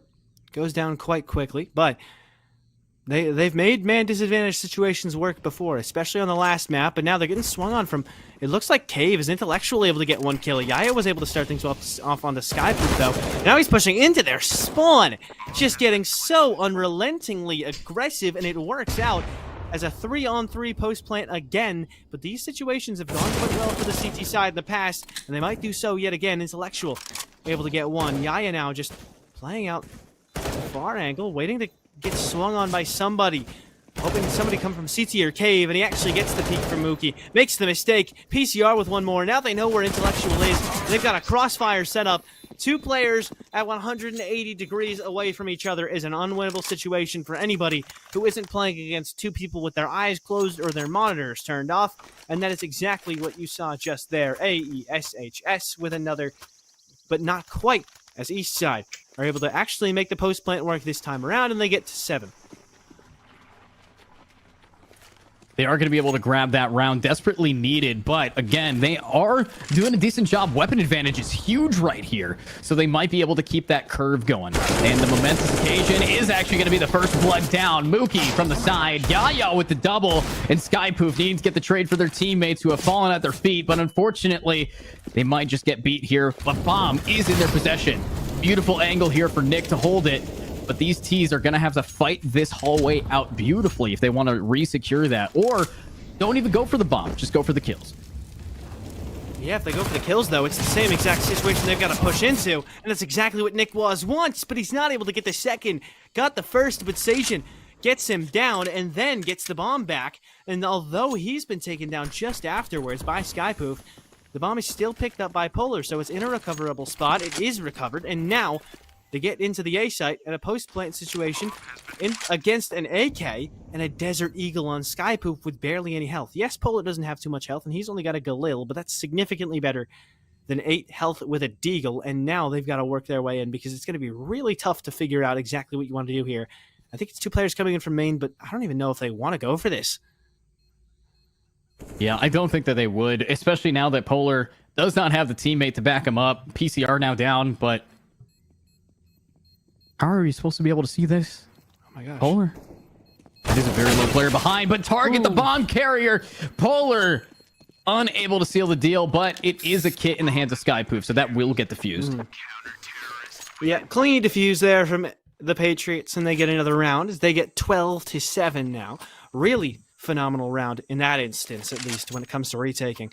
And with the situation they were in before, I was doubting whether or not they should go for it, but all doubts aside, the Patriots are able to get it just fine when push comes to shove, and when it comes time for them to push back into the bomb site they once called their own. As the A retakes going just about as well as the B retakes have gone for them thus far, as it's been a lot of bomb plants from Eastside, but when they get stuck in retake positions, they just don't have as good of crossfires as AESHS. They just don't really have it nearly as confident of positions as the Patriots do, and that's really coming to hurt them in every instance where it actually matters, which is most instances, is the Patriots starting this round off with a kill, but it's traded out by Sajin. Skypoof, though, able to get one back, but then there's a kill found in a Nick Waz. And again, another round where we see trades galore into a 3 versus 3. Yeah, trades galore here. Op in hand, though. It's going to be Mookie to try to get these picks down. They might be able to take this back if they just work their way through it well. But that is a big ask here. Ooh! Ooh, clean shot. Good job coming out from that. And another. Making it a triple. Mookie. Oh my goodness. We saw that from him on Mirage as well. The op skill is just so unbelievable from this guy. And has not been so many rounds, at least on Ancient, where they've had the op to play with, because Ancient T-side, you're not typically seeing people pick an op. You at least haven't been seeing him do it. As A does have quite a lot of open angles in mid as well, but a lot of executes end up towards that B side. At least from what we've been seeing so far, it feels like a majority of the executes that we've watched have ended towards B. And so the op hasn't really done much for a T side, so not really much of a need to buy it. Kind of just a bit of an extra waste of money, but now that they're on CT, Mookie going in with the op and getting them that last round almost single-handedly with a beautiful collab as well. And Perpio starting this round off quite strong. Skypoop doing so as well, 5-on-3. Gonna have that 5-on-3, now 5-on-1. What just happened? You blink and you miss it, and they don't miss their shots. Sajin, last player standing. Not a whole lot to do here. But they could potentially deal the damage. But no, it's going to be Perpio. AK versus Glock. That is a tale as old as time. And maybe as old as these players, as that is a clean shot to take them down. Probably older than them if you count all the iterations of Counter-Strike. Probably 19, older than me, honestly. Yeah. I'm 22, exactly. okay? Counter-Strike's been out for a long time. Exactly. It's been, I think, yeah, the first Counter-Strike... 1998, 1997, around there. Around there, yeah. So just before Turn of the Century. It was a Half-Life 2 mod, I believe. Yes, it was. Right. Anyways, yeah, flawless round in that last one from the Patriots. And what more could you really expect playing into a pistol situation like that? Eastside had a pretty poor buy, all things considered. And, well, Mookie, even though they've got better guns in this instance, still has an op. So that's going to spell trouble for you on the T side. What a shot that is from Polar. The headshots exchanged by both players, but only one of them was holding a gun that gets auto kills with that headshot. One-shot headshot for the AK, not quite the same story for the M4. So, kill goes to Polar, but he's on quite low health. Bomb dropped, but that's easily recoverable. 4-on-4 is, they do still want to end towards B with this one, but a lot of emphasis on the CT side is towards the B side as well, so it'll be a heavily contested push. Heavily contested. Op in the shot of Mookie, though, doing what he did a few rounds ago before he gets gunned down, and now it's going to be a 2v2. Beautiful spray, and it's over. That's what we need to be seeing each round here. But again, I'm definitely looking forward to if Alliance can bring this back, as match point is in the hands of Patriots. They have match point, still a lot of room to work with. And I think this is this is definitely better than when Eastside got match point. It took them quite a while to get there. I think AESHS were on 10 rounds when they got to 15, but this time around, more than half of the rounds that you... How do I put this? Right. Eastside would have to more than double their round count without letting Patriots get one. That's how you put it. And Polar doesn't really seem to be a big fan of the idea of losing this map so quickly. Intellectual swings around, taken down by Sajin. Good trade by Skypoof, but it's not looking phenomenal for these CTs. That is until Mookie steps in, but that is until Yaya steps in on the other side, and then Perpio able to get one back as well. 2-on-2, bomb in hands of Zumi, and knows he's got a relatively open B site, so why not try and stick that plant They're planting for CT. Interesting spot they want to go with here, but honestly, I can see the vision. It's quite a smart post-plan situation to set yourself up with, and now a 2 versus 2. Make it 2-on-0 as the Patriots just win the map out. Wow. Zooey and Yaya were so close, and they just had great angles for those fights. And once Mookie gets that off in hand, it kind of just felt like a done map from there. 16-7 in favor of the Patriots, and AESHS is able to pull back with a map. Know what they're doing, and I'm hoping that that kind of momentum keeps going for them. But let's look now as we are going to be watching the Patriots on the CT side and the Lions back again on the Ts. Yeah, so Eastside gonna be the first ones to attack, and again, this first round will likely be a site that they choose to go for quite often, and it looks like they're leaning A early on. They're taking control of Fountain already, not even going long. Instead, they just want to push straight through mid and bathrooms.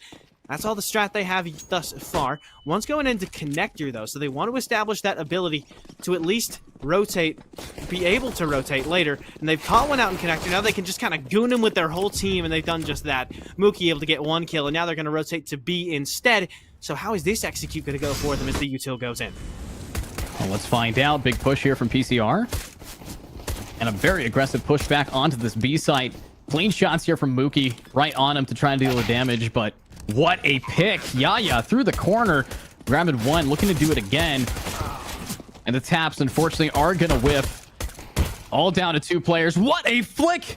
Polar and Sagen holding their own right now. That they are. They've got a good shot at this. And another great shot is poor Perpio. Able to get one back. Sagen, though, needs to turn around, needs to go full 180. And as soon as he does that, Perpio going to swing out and try and do some damage at the same exact time, but it's not necessary. It's all Mookie all round, a triple kill. And even though he hasn't quite picked up an op just yet, still looking quite solid. Starts the game off with a 3K, top in the server already in terms of kills, as everybody else is on either 1 or 0. And it would seem that we have the wrong team names. Yeah, I noticed that. I'm like, huh, okay. So we'll just flip that around. So everybody, Patriots is on the other side. So Yeah. we'll see what happens here. So Patriots is on T and Lions is on CT. I can't believe we didn't notice that. I noticed it once I saw that Intellectual and Skypoof were on Lions. I'm like, huh. It's like, wait a minute, that doesn't sound right. Yeah. Well, let's see what happens. I don't know. Can they? Well, they can't switch it in the game. We would have to rehost, I think. We would have to rehost for that, so depends. I mean, I think there's a console command for that, but who cares? Oh, okay, I don't know. Not sure, but anyways, we're unpausing, so it looks like we're just gonna have to call Eastside Patriots and Patriots Eastside. So that's gonna be, it's gonna be a little annoying. I'm not gonna lie. Not gonna hold you. That's gonna kind of get in the way. But regardless, we're still gonna get through all the same. We'll still have this map go as the T side starting off well for the Patriots. They take 2, make it 3 kills. As AESHS, not the ones on the CT side, just to clarify once more. And so it is 1 player left for Eastside. PCR been having a good night. Not going to have a good round, though. Head taken off as soon as he sees Mookie. And it was another good round for Mookie. 3 more added to the total, and 1 more round added to their total across Overpass so far. A 2-0 lead for the Patriots. Taking these leads early on. Let's see if they are going to be able to maybe hit these shots, but I'm still pretty excited from what we're seeing here for the side of Eastside Lions. They know how to take those early leads. They're very clean in pistol round, but the Patriots, they had a huge comeback last game, and then they kept it going all the way throughout the second half. So let's see what they can do now as they are gunning it forward. Look at the spray and the run and gun to hold this back. Beautiful spray to start things off, but at the end, Another only face a 1-for-1. Eastside Lions versus Eastside. There it is. It's fixed. Oh, we got it? Oh, nice. There we go. Good stuff. So we have the right teams now, and you love to see that. Eastside on the CT side, and that is actually where they were supposed to be. So that's going to be pretty nice. Nothing crazy happened in those first 2 rounds either, so you're not going to have any weird clips where one of the guys is like, yo, hey, I hit this amazing clip, and it's like, but wait, that's not you. You're from this school. You're not from that school. It's like, no, trust me, bro. They just got the prod wrong. We're all right. Everything's all good. A 2-0 lead for the Patriots as they look to make it 3, but a 4-on-4, and good weapons on the CT side is going to be in their way. Let's see what can happen here. Love this angle. coming out from Perpio to try and just hold down the stair. I believe this is a boost, so that's just good team play overall. Zumi might walk right into it if they're not too careful. You know what's kind of surprising, though? The fact that they have yet to execute this site yet. Yeah, definitely surprising. This has got to be the latest we've gotten into a round without an execute coming out, and I like to see that sort of a changing in play styles, not letting them know your next move. And Nickwa not going to let them know where he's headed next, but as soon as they figure it out, Eastside gets on top of it, and they are more than prepared for the execute into B. Not quite sure why there's such a little time, and they have barely shown any sign of going to either site, and everyone's stacked on B. But I mean, hey, you might as well just want to cut your losses, not try and split 2 and 2. Worst case, you play a 4-on-4 retake on A in that instance. But so not a terrible strategy, but Eastside is able to win around with it. So what am I even on about anyways? Yeah, honestly, what we are seeing from these guys is a little bit of a back and forth. We see that very early on here as the economy gets set up. But talk about setup is Yaya setting up these T's to get gunned down. Patriots not very happy to be losing Skypoof there. But hopefully, with Mookie and Perpio being the two main heavy hitters, when I think of these guys having their roster and having who can swing the hardest, we're looking at the MVP over there. Perpio proving it by taking out PCR early on. Yeah, Perpio is a massive kill. And if anybody to point out so far on the Patriots side, he would be one of them. Perpio and Mookie, definitely two names that stand out. Skypoof as well, been having a really solid game. And Intellectual and Nickwas have been there to support when they need. But Yaya taking down Intellectual, so no more support for Perpio. 1-on-3, and really needs all the emotional support he could have in that instance because there's not really too much else you can do for him. Getting hunted down. Lions looking like the Sharks in that instance, the way they hunted him down. They smelled the blood in the water, and they got that kill at the very end. They shed the blood on the battlefield as well. And a second round, every single game so far, every single map, we've seen 2-2 after the first 4 rounds. And both times they have been pistol round and win round after that, and then rounds 3 and 4 go to the other team. So very much predictable, I guess, in that sense. But from then on out, it kind of is just a little bit of a guessing game as to what happens next. Yeah, it is going to be a guessing game here, but look at that. The picks, the flank is not going to work. Zumi's got his teammates back and got 3. Wow, that was a clean sweep in the stairwell. Beautiful shots from every member of Eastside that did work there. It was really just Zumi and PCR who put in the lion's share of it. Ooh, I'm not sure what happened to Yaya. Timed out. Timed out. I don't quite. What does that mean? It means connection time. Oh, okay. Oh, yeah, that makes sense. But yeah, so the connection issue is there, but Yaya back now. So unpausing really quickly. Actually, how on earth did he get back into the game so fast? It must have been just like a short internet. Yeah, with internet moment. With what Steam does, sometimes it will lose the connection for half a second and kick you, and then immediately start reconnecting you. So that's probably what happened. It's just if you have a ping dip, then it will kick you. At least we know that, you know. Very unforgiving. Yeah, very unforgiving. I mean, if it's from the 90s, it is not very forgiving at all. Yeah, technically VAC is from the 90s, isn't it? Or is it? I think like 2001. 2000. Wow, you have all the dates down. Jeez. I've been playing this for a long time. I'm old. I get you. No, you're not old. What did you say? You were like 21 before? 22. 22. There you go. Compared to these guys, I'm a boomer. Oh yeah, no. Compared to everybody. I'm in my freshman year of college compared to these guys. I am a boomer. I'm on death's door according to everybody in the server. I don't get ID'd anymore at bars. Okay, I'm old. Round number 6, though, is good guns on both sides. It'll be interesting to see how this one pans out because we haven't seen too many rounds thus far where both teams have an ideal buy. And other than possibly having an op on Mookie, this is pretty much an ideal buy for the AESHS Patriots. So it'll be interesting just because they're finally able to fight with all the weaponry they could have asked for. But how much of a difference is that going to make? Skypoof playing towards mid early on, and 30 seconds left. And once again, the Patriots taking a long time to execute here, and I like how long they can take it at times because it prompts the defenders to get really worried. But they're going to go into A with only 20 seconds left. It'll be not a lot of space to work with. They'll have to get a lot of good picks going. A lot of good picks, and that's going to be 1, but not 2. and their team is there, good for the trade. Patriots very happy about this to get the bomb down with 10 seconds to spare.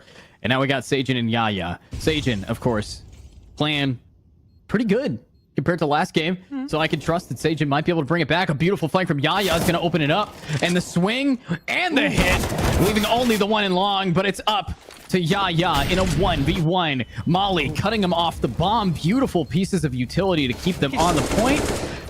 He could have stuck it, but with just the confidence to swing, Yaya sealing the deal. And now Lions is up by 2.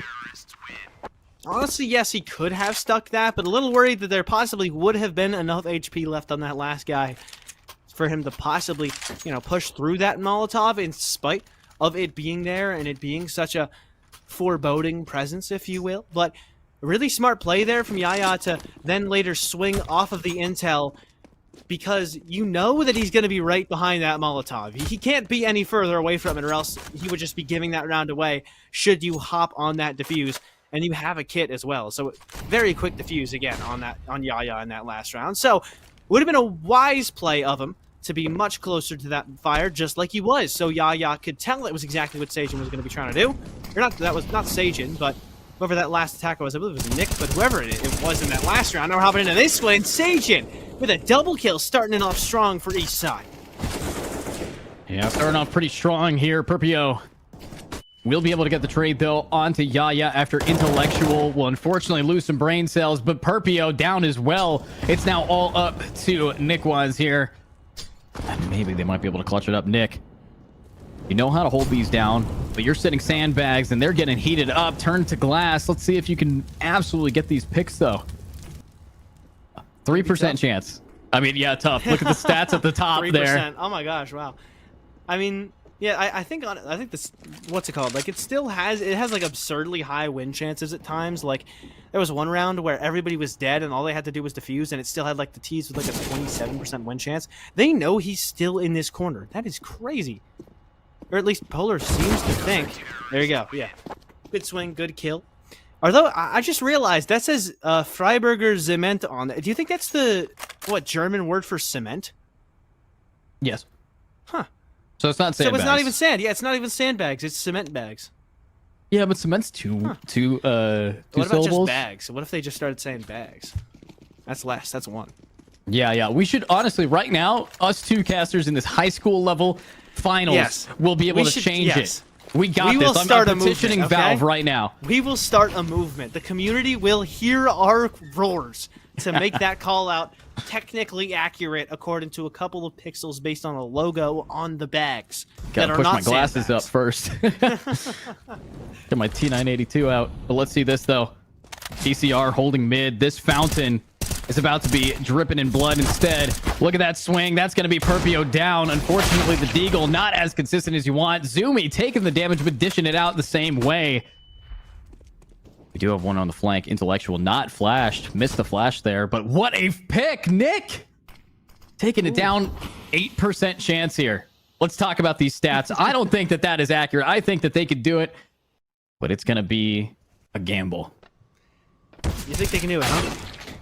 Yes. Honestly, you know what? Skypoof making me eat my words in real time, it would seem, but Zumi seems to have an inkling as to where one of the last two players is, but Intellectual catching him just at the worst times with that ring around the rosy, but PCR gets that kill eventually, so it's just Skypoof, 1-on-3.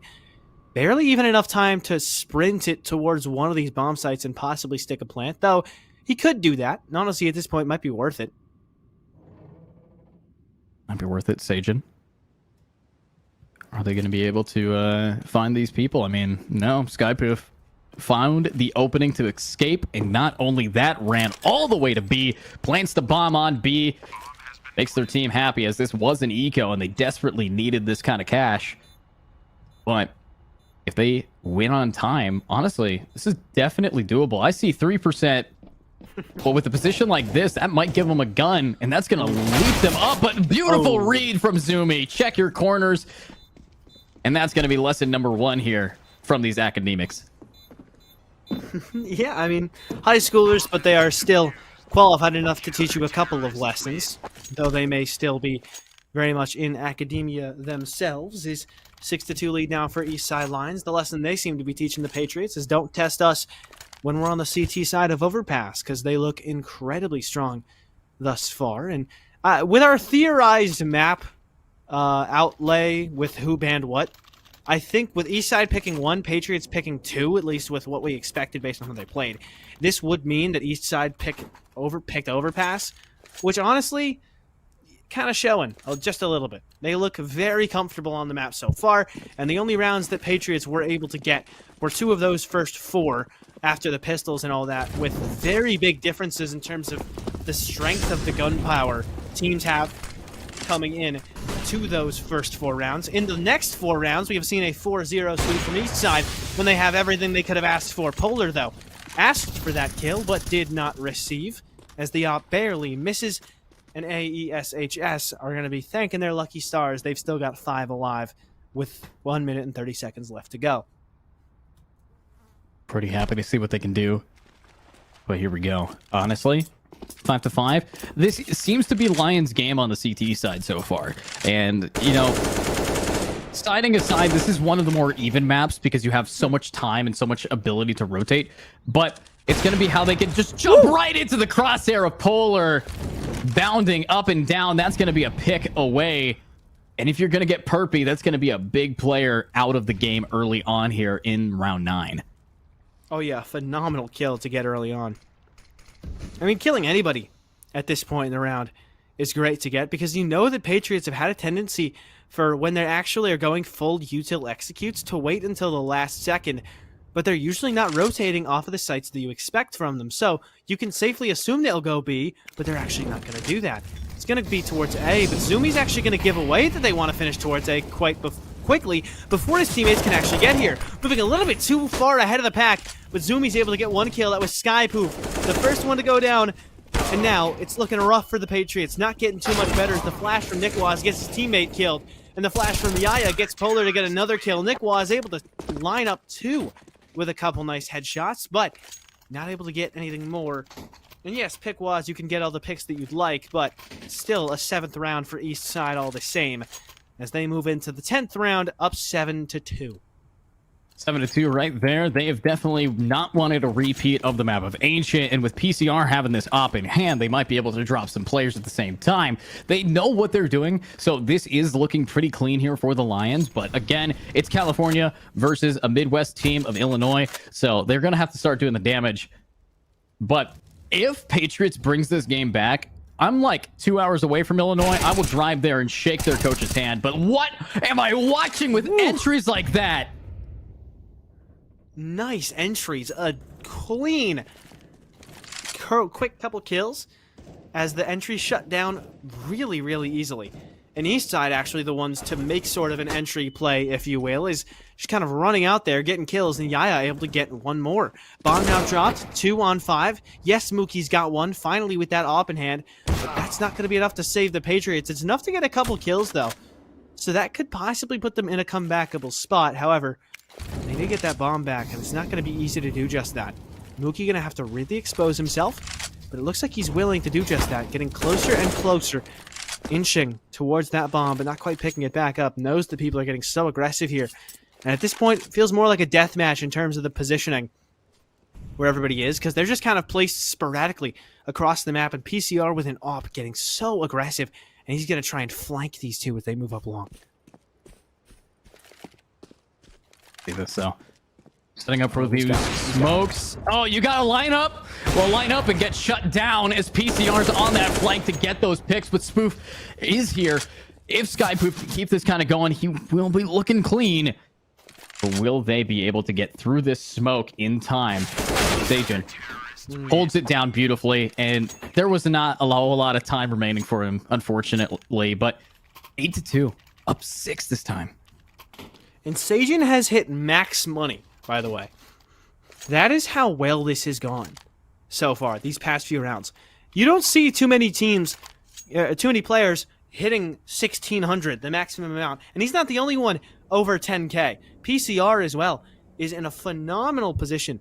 And these are not econ numbers you should be seeing on the CT side. Patriots have to be disappointed with the way it's been so far, as they just really haven't been able to get going. T-side on overpass, we were talking about it. There's a lot of potential to rotate, but they haven't really been taking advantage of that as much. They've kind of been going to one site and sticking to it, or if they've been rotating slowly enough to the point where Eastside are very easily able to pick up on what's happening, and the player they have on the opposite site's able to get 1 or 2 picks, slow that attack down, give his teammates time to rotate in. And with the Patriots not really executing until there's such little time left, they're kind of quartering themselves. So I want to see something a little faster from them, because the strength of those slow executes is, if you're also mixing it in with a bit of tempo changing, they can be very strong, but they haven't been doing that. They've kind of just been going slow time and time again, consistently reaching the last 20 seconds or so, which hasn't been working in their favor. Purprio able to get 1, but a good trade here from PCR, as the Lions are not going to let the Patriots get too far ahead of them before they're able to strike back. And no, I'm not talking about a football game. And these guys are striking back. Sorry, my mic was so quiet for some reason. I was like, I thought that was yeah, me. I was like, yeah, like what? I was like, huh, that doesn't sound right. But hi. Yeah, and talking about striking back, these guys are absolutely just going up to bat here to make sure that they can hit these picks down. But Patriots, they managed to take out Yaya early. They managed to do a lot of damage to Zumi before that trade happened onto Nick. But again, this is incredibly even. Both players, 3 on 100, 1 in the 40s. Let's see if they're going to be acting like it with these picks now, pushing in to hit this ace site as crisp and clean as possible. But the swing is just going to be a little bit overswung. But now it's all about the retake. And it's going to be tough retaking with an op here. But if anybody can, PCR might be them. PCR could possibly get that done. And again, you mentioned it, needs to be emphasized. If anybody could get it done, it's PCR with an AWP. However, really looks like an unclutchable spot. Could see our first Patriots round in quite some time. Still a decent amount of util left on this T side, but it's being popped. And they're not going to have a smoke to respond with that molly. PCR with a good kill. And now they're going to shut down a push, possibly out of long, but Purpio able to get 1. PCR knows that the molly's extinguished, so he's got to try and take the fight, but he doesn't have enough time or space to do it properly. Only the USP against an AK. Yes, Skypoop might have been low, but it wasn't low enough to get that kill. Picks up an op, drops it over to Mookie, and still a relatively not awful half for the T side if they're able to win a couple more. I know 8-2 didn't seem great, but this round, if they're able to make it another one after this, then we could be looking at possibly maybe 9-6, 10-5, which isn't terrible as long as you have a pretty solid CT side. And they are doing pretty clean here. They absolutely can bring this back. As you mentioned, that CT side is a potential for comeback mechanics. They have quick rotations. You just have to go right underneath a bank and you are already on B. So that is going to lead into your help there. So that could be slightly towards that advantage. But if we're going to be talking about advantages, I'm looking at the T side right now. They have ops, they have AKs, and they're facing against a very similar type of rifling, but it's Zumi, who unfortunately just has this FAMAS, and if they do execute that B site, the retake with that minor weapon might be the disadvantage, but they are still anchoring it tight near showers here. Really slow execute once again. Not even execute, just slow taking of map control from the Patriots. They haven't used too many flashes, but the ones they have used, they haven't taken that much control off the back of. So either they're going to have to use a little bit more utility to take the remaining map control before they execute and not have much left for said execute, or they're going to have to try and take these fights leading up to the site itself without having anything to supplement said gunfights, as Nick was. Should be ready for somebody hard left. Seems to suspect it, but I don't know if he'll be staring in that corner hard enough to actually get that kill, but it doesn't even matter. Zumi able to get his teammate, and he's taken down by PCR with an op. And as soon as the Patriots are able to get one round, it is a decisive round win in the next from Eastside. Trying to make sure that everybody knows they are not losing control of this game, not whatsoever, as they take a flawless round to make it 9-3. They're taking it flawlessly here so far to really just push themselves over the edge. They want to get that best of 5 match point advantage. If they can get you 2 in, they will be very happy into moving into whatever next map we have. So that kind of advantage is desperately needed by them, especially since, you know, they know that the comeback mechanics have been pulled out from Patriots before. But talk about Patriots, they're going Mac 10 and cheesy as they are going to be running it down, hopefully be easy. Now, that's going to be Yaya to open up the damage and make sure that Nick is going to be taking as much as he's dealing. Intellectual running through the molly, though, to get them onto the site and do the damage onto 1.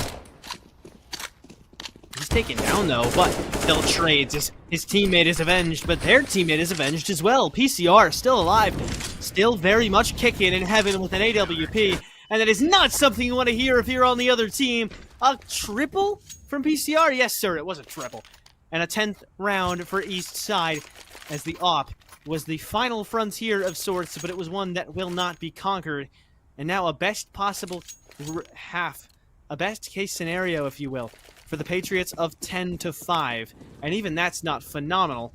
It's not terrible. I mean, if they win these next 2, you could feel decent if you get, like, maybe a pistol along with that. But for all intents and purposes, Eastside in a phenomenal spot to take not only these next couple of rounds, but just kind of the map as a whole. Ooh. Yeah, map as a whole, and it is doing pretty clean here. So hopefully keep that going. Let's see that. Nice op shot. Taking down 1. Looking for another, as it's going to be a run and gun here to take B. But who's in charge of holding it? It's Sajin. And he's saying to his team, hey, rotate quick, as they are on their way. And PCR answers the clean op shot down on a Skypoof, as these guys have to find some more picks. But Skypoof being now a cloud in the sky, as Sajin's going to be able to get taken down by Mookie. But Bomb, 2 HP, and a Dream. 1 in heaven remaining, and the op drops him. 10-4, clean as ever. Are we going to see another 5-4 half, though? Or, sorry, 10-5 half. Yeah, you got the point across all the same. But I'm going to say no. Actually, no, this money on the CT side isn't great. What is Yaya going to have? Oh, they're still exchanging guns, it would seem. They got a FAMAS. That's the worst they've got. So I feel like I can't help but think maybe Zumi could have bought something a little better than that if he had had a bit more money. But, whatever. Yeah, it's neither here nor there. FAMAS is what you're going to have to work with on Yaya, and not too much util. Also, no diffuse kit on Polar, but he'll be able to pick one up off of his teammates should he get left in a situation where that's a problem. So that's not really too much of a problem at all. As Eastside start things off with an opening pick, and now Yaya running in. Gonna switch for the AK, but not prepared for a second one to be there. Perpio able to trade him out effectively, but can he go the extra mile and get the next kill? Polar says no thank you. Still an advantage to Eastside, as the Lions, 1 player up, a man to the good, and it's not looking very good for the Patriots, as we could possibly see this half end at the most decisive first half we've seen all day. Could be staring down an 11-4. Here we go. 11-4, and that's going to be Skypoof. Clean shot, taking him out. 3-3. Big jump. We'll get some info. Did they spot the player water, though? That is the question, but does it matter, as they are still rotating right into PCR's op, and that's going to make 1 drop again. Skypoof on this site. Will PCR? No, doesn't matter. Polar going to be the other side of this globe here. It's just going to be Mookie. He did get the tag. Shot. I think the Tech 9 might be able to work it out here.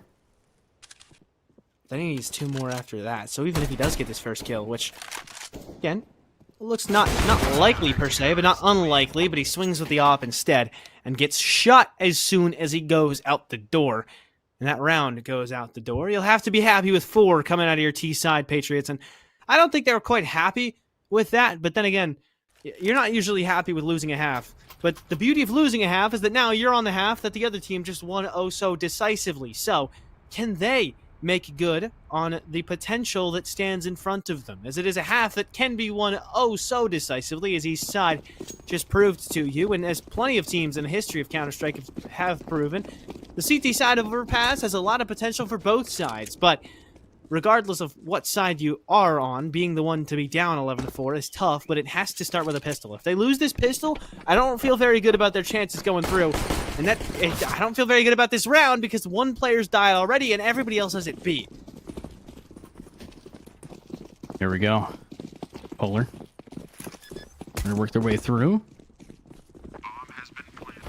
Of course, Zumi, though. Look at this.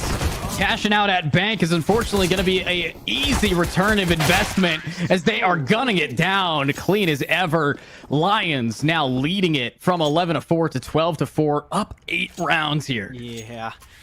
Starting to come a little bit out of hand, if you will. Starting to really look a little bit sketchy for the Patriots. They come into this round, they're going to have to full invest with everything they have.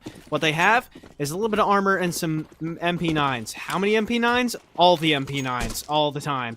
5 of them, to be exact. Not much utility. Perpio's tossed a nade just to try and make something happen, I suppose. Actually, no, that's a decoy grenade, so... Funnily enough, I guess that's going to be there to mess with the audio, but Eastside are into the B site completely for free, so... The MP9s in a retake scenario will need to be phenomenal, and Polar's going to kill one of them already. Trade not even found. Perpio goes down next. Going from bad to worse. Nicolas is able to get 1, but how much of a difference does that really make? You've got Skypoof and a 1-on-2. Does get 1, but so low on health. Swung by Yaya with a Mac 10. Going to be farming all that money all round long. 13-4 lead for Eastside. 13-4, picking up the pace where they have left off, and they're ready to keep that kind of momentum going. It is a big occasion here. Obviously, we know there's a lot of money on the line, but the pride of being a player at this age and really bring it back. I like how some people are those Valorant players thinking a 9-3 curse is coming to come around earlier, but I just read the chat. I'm like, wait a second, how does that happen? So it's the actually wrong game, man. 11-4 curse, I guess, but let's see this going down. Wait, These is guys that are running. Zonic's Law? I know there's Zonic's Law. I forget what round count Zonic's Law is. Oh, they planted already. Jeez. I think no matter I think what. Zonic's Law is 11-4, but 13-4, it's getting worse and worse. Oh my gosh, Polar. I think we're going to see a 14-4. Double headshot spray transfer on 2 people that far apart from one another. Yes, he's gone down just after, but my goodness, what a shot that was. And it'll be no difficult of a cleanup as Yaya gets 3. Transfers a couple. Not quite as insane as Polar, but still very nice shots at the end there. And Yaya, Polar, PCR. This is the dynamic trio that's been leading the way when these guys have been having a lot of success. Zumi did stand up a lot last map. Was a big reason as to why they looked pretty good to start, but note that they didn't win last map. So not to say that Zumi isn't impactful, just that Zumi was kind of finding pretty solid rounds, maybe perhaps because some of the more aggressive players who normally find more impactful kills weren't quite playing their best CS, but they're already getting into the site again. Zumi able to zoom straight through, get 1 Sage and another bomb plant. Here we go. Another bomb plant, but a big flank coming out from water. It's the AUG, and it is augmenting the enemy's HP down to 0. Look at that, dropping for 1. Gets another. Beautiful job from Perpio. Could be a potential 4, but that is the nade to end it. But Sajin having to now clutch this up. 1v2, and the reaction is not there. But that swing was beautiful from Perpio. Yeah, Perpio single-handedly makes that a 1 round, by the way. I was getting flashbacks to the ENCE era of the AUG meta, but still, it wasn't like he won the round single-handedly, but he gave them such a better spot to play from. I mean, that was just phenomenal. That positioning, that timing from said positioning, comes out of water, playing at bags. Yes, I am insisting on calling it that. I'm gonna stick that out, but...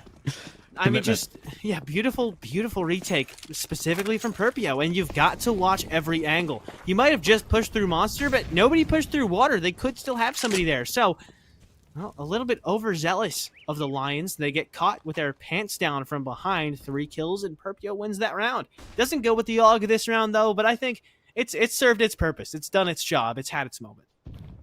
Definitely has had its moment here. P2 Izumi. Let's see. Can they hit the shots? Can they pick up the pace here? And it looks like they will, being the first blood catcher. And now let's see if they can keep it going. Zumi now leading the charge again to get this site. This is someone who knows how to have their team follow. But are we going to be seeing followers or leaders? This Nick is going to be able to grab 1. Yaya, though, all the way over on B, making some noise and grabbing the rotator. Ooh. Clean shot from Polar. Oh, unfortunate Molly. Sizzled out. throws it right at a smoke grenade. Unlucky position. The HE, I think, has actually done damage to Polar, and that was from his teammate, I believe. But at this point, a little damage from an HE isn't going to lose this round. They've got quite the Empire, and it takes a little bit more than just that for it to fall. As Eastside really do have an Empire here, and it will have to be quite a revolution from the AESHS Patriots before they are able to make something happen. And I don't see this happening. This looks like another map for Eastside. I don't want to count anybody out ever, but as much as I don't want to count them out, it feels like all that we really can do at this point. As Eastside looking for a similar strategy that's worked in the past, but they're running right into a stack. They are running into it, but look at Polar taking advantage of the fact of how quick you move with the Mac 10, but this stack is just going to be a graveyard. And that's how it ends. Game 3. Wow. Nick was just left floating in the water. Just a fun. Me tonight is Edu, and we're getting right into the war. Is this actually the pistol round? Did they start it without us? They started it without us, but that's fine. And it's over. And it's done. There we go. 1-0. All right. So I was gonna say that the Patriots are totally gonna take pistol round. I don't know. I was definitely gonna say that, and I am glad that I was going to be right. Yeah, nice. Good job. Thank you. Wow, very much good start for the Patriots here. As we get into Vertigo, I know you were talking about during the break that this map plays very similar to how Overpass typically plays out. So your prediction, I'm guessing, would be Eastside? Yeah, I would say Eastside because Overpass and Vertigo are very similar, and how they played the Overpass round was almost flawless, to be honest with you. So I really think that they are going to be able to pick it up. It is CT sided though. This map does have a lot of CT little points of play that get big, but look at that. Yeah, with the hero rifle for the team is going to be able to grab another, and that is pretty solid. But they got pistol bomb down, I believe, so now we're going to see what they could do with that money advantage, as this is a pretty even round gun-wise. Oh, tough incendiary, though. That's going to shut down the CTs from moving out. The thing is, the CTs were the ones who threw it, so very bad end result of that molly getting thrown. They're actually getting in just fine. Anyways, another big kill. A 2-on-3 now for them to work their way out of. Yaya needs to work his way out of the smoke and try and see what he can do. A double kill. They lined up for him, and PCR looking for more. Yaya's falling off the angle, though, so now all he needs to do is wait for the timing on that hop on the bomb. But he does hop on it, but he's falling off it. Might have been a misclick or something. He didn't have enough time anyways, though. The Perpio, fortunately, able to get out with an M4, but not able to get out with the round. That does go to Eastside, and for the first time, the first team to win a round is not the one who's able to wow, where did I go with that? The team who wins that first round, not able to win the second round. For the first time, we see a 1-1 scoreline. Yeah, honestly, pretty close there.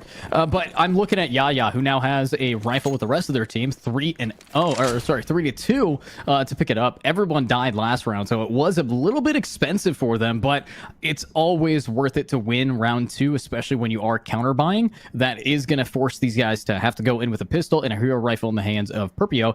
But Perpy, let's see if they're going to be seeing what they can. It is going to lead to the damage, but the trades, and they need to keep it going. This is a fat stack mid. Yeah, Eastside walks right into the stack. They make the mistake of doing just that. And with the hero M4, as well as possibly picking up 2 AKs after you recognize that the players have left mid, you could actually have a pretty good arsenal on the CT side at the moment. But Eastside still looking pretty strong. Is Yaya going to swing around, get that kill on a Nick it was, and now you had a pretty good opportunity if you could pick up those guns, but now with Mookie not really going for any pickups, and now they're at a 3 versus 2. The opportunity that you could have had, not quite there. Mookie is going to get the AK, though, so the retake still could go relatively well. There's potential here. They're going to need some kind of strong opening pick, and it's Yaya, the one to get the opening pick, but please keep in mind, he's not on the CT side, so that's not what they were looking for. It's Mookie escaping with an AK, and Eastside getting out with another round as they take the lead. They are going to be able to take this lead here. Mookie, though, should be able to get some exit frags, hopefully. A lot of people walking towards him. Looks like it's going to be Yaya. That's the only direction they can go unless they want to go boom. But no, they're good for it. Still going to grab the player. Kind of surprising by that one, to be honest.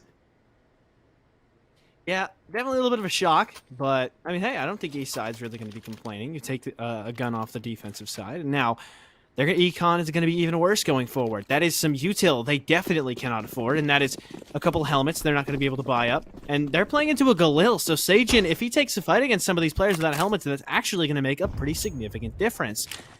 So there you see it, the impact of getting that final kill. A minute 40 left in this one, and rough smoke, not quite where they wanted that one to end up, but it's where it ends up going, and Yaya ends up going to take that kill onto Muha. Skypoop looking for a trade, doesn't get what he was looking for as Yaya on a rampage thus far through the map. Already starting this round off with a double kill and opening up the A site for business for the T side. They're opening it up, and they're shutting it down at the same time. Look at this, Nick swinging, trying to find these picks here. But again, these T's, they know how to play this site. I think they've planted the bomb here quite some time. Ever since Pistol, it's been looking okay. Patriots were able to take that, but they are comfortable on A. PCR, beautiful hold of the cross. Yaya already on that double. Could potentially get the last three. It depends on who's going to be swinging them next. But Zumi with the trade. And Polar grab an intellectual 2v4. Double the score. And it looks like it's going to be triple now. Yeah, it looks like it'll be even better for Eastside. As coming into this, it looks like Patriots might be putting up more of a fight, but as the map continues, the A site being exploited heavily by this T team. Nick Was with a really good swing off of his teammate, and so a couple guns taken away from the T side. That's going to be pretty helpful moving forward. What? They've got a scout. I don't know why we had a scout. I guess they just kind of bought it. I don't know. Might have been a misclick. Might have been something they saved in from a previous round. Who knows? But I don't think it was a save then from a round before. So that if that actually was a mispurchase, then that could be really crucial going forward. Sajin's just kind of buying Galils every round now. I've just noticed that. What do you think of that? I think that what they understand is that Sajin hasn't been able to get that first shot accuracy very much, so they're playing around the player with these weapon purchases, which is smart to do. If you can recognize that maybe a gun isn't for you, it's similar to like in Valorant, switching from a Vandal to a Phantom when one isn't working versus the other. It works as well with the Galil versus the AK. But what's working here is Intellectual, 12 HP as his teammate's going to get gunned down through the wall, and that is now a big clear A site. But Nick opening it up to level this out. Nick with a big kill to make it even, but it's not even for too long until it is even, and then it's really not even. These kills are just consistently back and forth, and now it's Nick Wise alone to try and push this proverbial teeter-totter back into the favor of the Patriots, but it's not set to go super well as he's got a smoke to work through, not too much HP left, and a lot of players to kill. Still could possibly come through the doorway, but as soon as he does, he's going to get caught. I thought it was going to be by Zumi, but instead it's Polar at range, able to put some shots through and take that kill on a Nick Was. Make it a 4-1 lead for Eastside, and most of these rounds haven't even really been close. Yeah, it hasn't been. It's been kind of a stomp recently, and that was a buy round too, so a little bit concerning. But this time, Sajin, I think, just likes to spray better than they like to tap, and the AK spray is a much bigger beast to try to control that recoil. So picking up the M4A1S, I think we're going to be seeing Sajin a lot on those CT-sided weapons or the Galil. So I like the way that you pointed that out. We could definitely see that these guys are trying to find their own element, and it's working. They're up 3 rounds, and as you phrased it, flawlessly doing it. Yeah, they make it happen in flawless fashion, and Yaya looking to make it literally flawless as they are still yet to lose a player. Nobody's even lost any HP on the side of Eastside. And into A they go again, consistently exploiting this A site, and it's working wonders for them. You've got to swap somebody new over here. Maybe just switch out one of the ramp defenders, maybe add another ramp defender, maybe invest in more util and use it earlier to try and slow down this push, prompt more of a rotate in from your teammates. I don't know. Whatever it is you can do, you've got to do something. Try something new, because the current formula is not really working out so well, as it's resulted in 6 rounds in a 5-1 lead for Eastside. Let's see this now. PCR running it up. This is another flawless. You got to be kidding me. Are we going to even see any exit frags here? Doesn't look like it. Wow. Doesn't look like it. Yeah, just so strong from Eastside starting things off. And it seems that they've really found their groove. You know, coming into this map, and you mentioned coming in, it typically can lean more CT side, but even the win chance is giving the CTs a little bit of a better shot at the start. They go 52 to 48, and that's with full util and armor and guns on every player on both teams.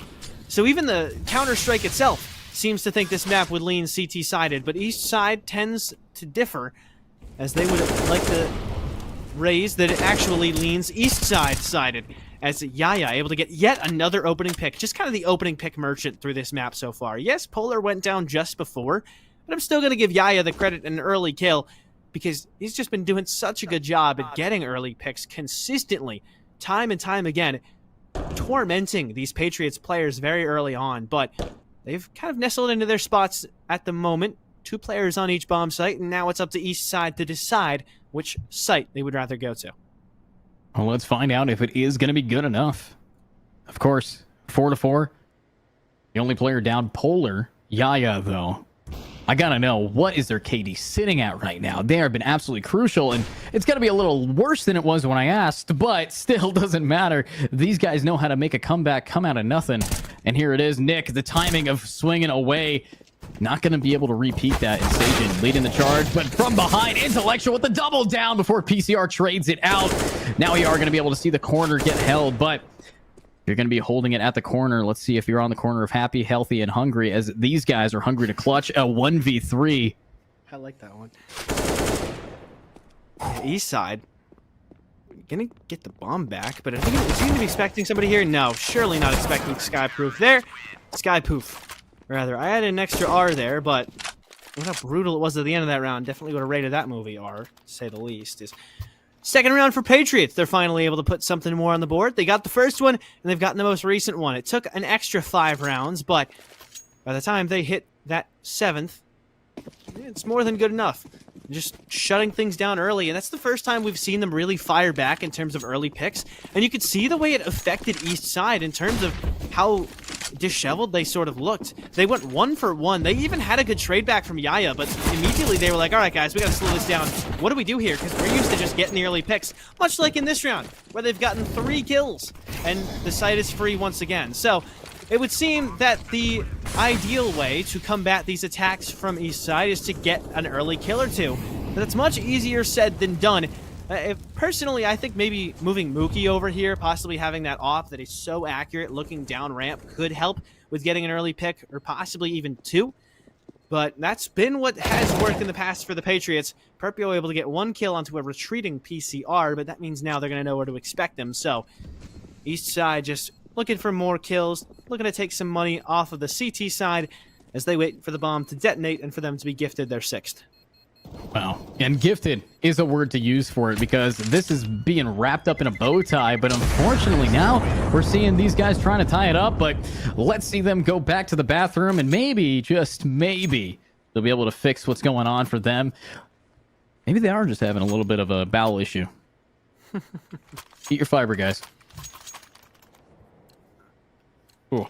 But I mean, yeah, honestly, I totally get that. I drink way too many sugary drinks, and recently a friend told me that actually, like, you can increase constipation in some. This is a little bit of a kind of a TMI, but it's related to what you were talking about. So hey, this is health class now. Yes, exactly. These guys, yeah. Health class with educator and happy, I guess, but mostly educator because he's the one who educates, I suppose.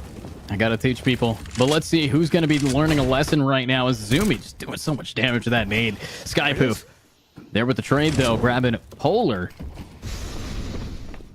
Yeah, early pick, and that's what worked last time. Getting an early frag, it kind of shuts down this attack. It makes them look a lot more reserved and kind of not clueless per se, but like they're less sure of what they want to do. But Yaya still absolutely sure of what they want to do, and that's get picks. 3 of them, to be exact, found in this round. And all of a sudden, a round that looked so promising for Patriots has been flipped on its head and is looking quite that for Eastside. They just need to get this bomb plant down. Easier said than done, but it's not too difficult to do. It's not going to be super easy, especially not with Mookie still alive, but not when he's taken down by Zumi. He's not going to be alive anymore, so Perpio now alive alone in a 1 versus 3, 6 HP left as well. AWP picked up, so possibly looking to save it. Maybe retreating to B, assuming they're at A. because they're actually going to B, and he's got a pick there, dropping the bomb. Now looking left, needs to look left at least, because PCR, that's where he lay, and spots him, gets him! Now it's possible. Perpio, out of nowhere, has brought this round back, and he knows to expect the last one on the ramp, because that's where Zumi was off towards the opposite site, and what a 1v3 to pull the round back, and in nowhere, Patriots with a miracle play from Perpio, and a perfectly timed miracle play. Eastside is stopped at 6 as Patriots get their third. Patriots very happy that they had their player clutch it up. 11-4 is Perpio, hard carrying right now. These players back in, but Mookie incredibly aggressive, walks right in, but Yaya with the run and gun, one tap, Desert Eagle. Oh my! Now this site is deserted as they are going to be able to plant the bomb for free on B, but with the bomb B, it's going to set a timer, and that will be ticking us down here. 3 versus 4. Make it 2. Make it 1. Wow. Skypoop. Yep. One player alone, just Skypoop. Has an AK-9 now, incendiary as well, but he's chucked it right at a smoke grenade. That's just about as lucky as you can get. The least HP of anybody who's still alive in the server, and it's likely only get lower. As there you go, it's lowered to 0. Zumi gonna lower him into his grave, and, well, Sajin gonna look down onto the depths of the vertigo. It was a 7th round for Eastside, and you were talking about a hard carry on the CT side. Yaya has 17 kills. Next best on the team is 8 from Polar. That is phenomenal. That's really like the single best performance I've seen in like a CS game from one person above the rest in quite a while. And it's not even like he's like carrying them consistently. He's just entering and getting 2 or 3 picks. Like, it's not that everybody else is playing poorly. Yaya is just given the reins and just told to win them rounds. And he's doing it consistently. This time around, they don't even contest on A. They know they don't have great guns, and they're going to have to play into a tough situation. PCR, 3 kills consecutively. It's not Yaya to do it this time, but it's still somebody, and it's still around, pretty much wrapped up, all but guaranteed for Eastside. Yeah, all but guaranteed here. Mookie. Bye, I guess. That was wow. Bye. But 3-8. This is incredibly similar to the Overpass game on a map that has similar play styles. So hopefully Patriots are going to be able to maybe get the next 3 rounds. These are the buy rounds for them. 2 of them, though. Mookie, Skypoof on nothing. They cannot afford head armor, but you don't really need it. Honestly, seeing them buy it, kind of questionable, because it's all against ops and AKs. So if that's the case, you're going to get 1 tap regardless of what kind of expense you put in that armor. Oh, yeah. Case in point. Case in point. Oh, my gosh. He's just like a demon. Every time he just entries, it's 2, it's 3. It's an obscene amount of kills on an entry play. And there he is again, getting another phenomenal entry in. A 2-on-5 now for the Patriots, as Eastside just left in such a phenomenal spot. Patriots now have to pick up the pieces, and I don't think this is really a puzzle you'll be able to solve. It's like giving a 1,000 piecer to a kindergartner and telling her to try and pick those pieces back up and see what she can do there. But, you know, it's not really going to work out too well. And as much as AESHS are very much capable players, at this moment it seems like it's kind of the unstoppable force of Yaya. And he's not going to be stopped even in the frag hunting post round, as he'll get another one. Now looking for Perpio, and all Perp can do is just sit behind the AC unit and pray. Yeah. See. And it looks like you could pray, but you just become prey. Absolute shred from Yaya. And yeah, it looks like they can hide behind an AC, but that's just going to make it easy and cool to hit these shots by Yaya. 21-8. 10 more than the enemy's top frag. Jeez. Just something else. Just something else, really. 21 so far. We are 12 rounds in. By the way, that is almost a average kills per round of 2. It's got a KD of 2.6, as you could see on the bottom little stat line when you are looking at Yaya, as Mookie almost able to get that kill. Swings out. P90 at that range, though, is far from ideal. Of everybody to have on this team in that position at Sandbags, you probably would have least wanted Mookie, so kind of just unlucky that he's the one who ends up there. But Eastside, they clear out the ramp pretty quickly, pretty effectively, because AESHS know that it is a scary spot to play, and even when Sajin is the one entering, it is still deadly. He is traded back by Mookie, though, and Skypoof's able to get another one, so now might be time to rotate things over to Yaya, because he's kind of trying to scout out a new frontier, if you will. Even though Polar's been taken down elsewhere, Bomb could be picked up, and this round could still be won by Eastside should they choose to go over to B.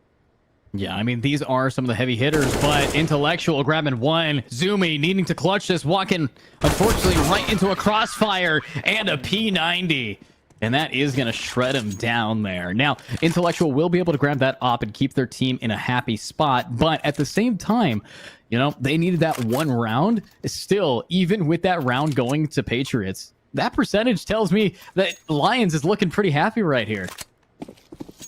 Lions is looking quite solid.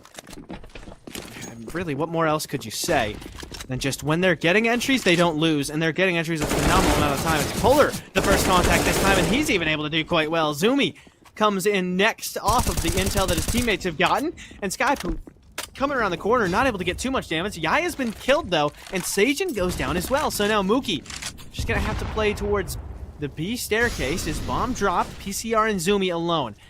Not a great situation. Could be worse, though, like you could have Zumi go down. As Zumi goes down, PCR left alone, and Nick Was gets that kill. Definitely a comeback being staged by Patriots, but is it enough? They've already guaranteed that the half scoreline isn't going to be as bad as it was on Overpass come halftime, but Overpass was really bad. You don't want it to just be slightly better than Overpass. You want it to be significantly better. So they've got quite a lot of ground to recover as they try and get back into this one. Yeah, and they are going for it, but what a flashbang. Wait, where's that going? Is that just a decoy? I think so. They've ran a couple of decoys here and there. Yeah, but chucking it off the map, though. I mean, that's got to hit a pedestrian in the head. That's not thinking very wise. Actually, if you go down to the bottom vertically, it's like there's nothing there. Like, it's just like grass and roads, I think. Like, nobody's there. Okay, anyways, well, more important things to talk about. What an aid that is. Skypoof's just gonna poof. Down goes PCR. It's only Yaya left. If anybody could do it, it's Yaya, but I don't really think anybody can do it. That's the thing. 1 on 4 in this scenario playing out of the ramp. They've given him a 4% chance, which is a little better than they would give most people in this scenario. So I like the odds they're giving him, but I still think Patriots like those odds significantly more, as Yaya would have to be given avenues into this round. It's not even just about going out and getting the pick. Has to actually try and get gifted opportunities, and gets gifted a couple. Almost lined up 2, then with a wonderful transfer onto the second, but not quite enough, and still it's a round 1 by the Patriots. All things considered, this isn't the worst half we've seen a losing team in this situation, but the team who loses the first half has yet to win a map through this series so far. AESHS is going to have to buck that trend if they want to come back. Yeah, and they might just be able to keep that going, though. Looking at what these guys can do, it's 6-9. It's definitely winnable. You got a lot of options. You have anything you really need, but of course, I would argue it is a CT-sided map, so let's see what they can do. These pistols in hands, Glock, armor, though. They're buying a lot of armor, so that means a lot more damage can be taken by them, which is a smart play than rather buying, you know, a P250 or maybe even some utility. But it doesn't even matter. They're getting gunned down behind this generator. They're generating kills. Skypoof is going to get a nice dink, but what? Yaya knifes him! The Yaya difference, baby. Had a tough end to the T-half and decides to just come in and get everything. Wasn't quite an ace. It was only a 3-piece, but with a knife at the end as well. Yaya has so much money. Look at that. He's bought everything. Got full armor, full util, and an A1S, and still $300 to spare. Just off of the back of the double kill with then a knife kill on top of that. That's crazy. That is absolutely insane to me. But Simple-esque. Especially with the knife, yeah. Ooh. Wow. Here we go. Poof. Good opener there. Eastside now have to play from a deficit, not something they're used to. But that's the only real gun that anybody on Patriot has, was that Tech 9, and now the MP9 picked up. But they're going to pick up a second one because Perpio has got another kill. So drops the P250 for his teammate so they can maximize their gun potential across the board. But still, you look at the win chance, it's still actually favoring Eastside because no bomb down. They still got significantly better guns. Yaya alive, having such a good game, has an A1S to work with. Just such a good round to start in an eco for the Patriots, but it's very, very much still a possibly one round by PCR and company. Very far from over. It's 50 seconds left, and it looks like AEHS wants to push straight into PCR with the MP9. And these flashbangs helping them out, helping the cause, but because they can't hit their shots, they're going to get gunned down, leaving only Yaya in a 1v5. And I highly doubt that he's going to want to try to go for this. Even though, yes, this is someone who just got off of a knife kill, we aren't going to be seeing anything really here because they're broke and they want to save that M4.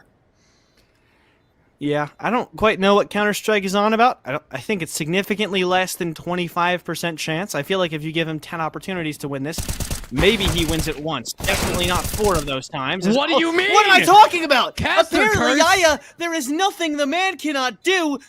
He's to look to his left as he moves forward. Not going to be expecting No, it. wait.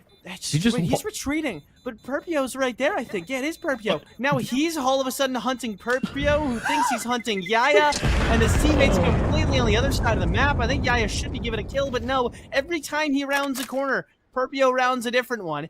So good job to Yaya. Triple kill somehow.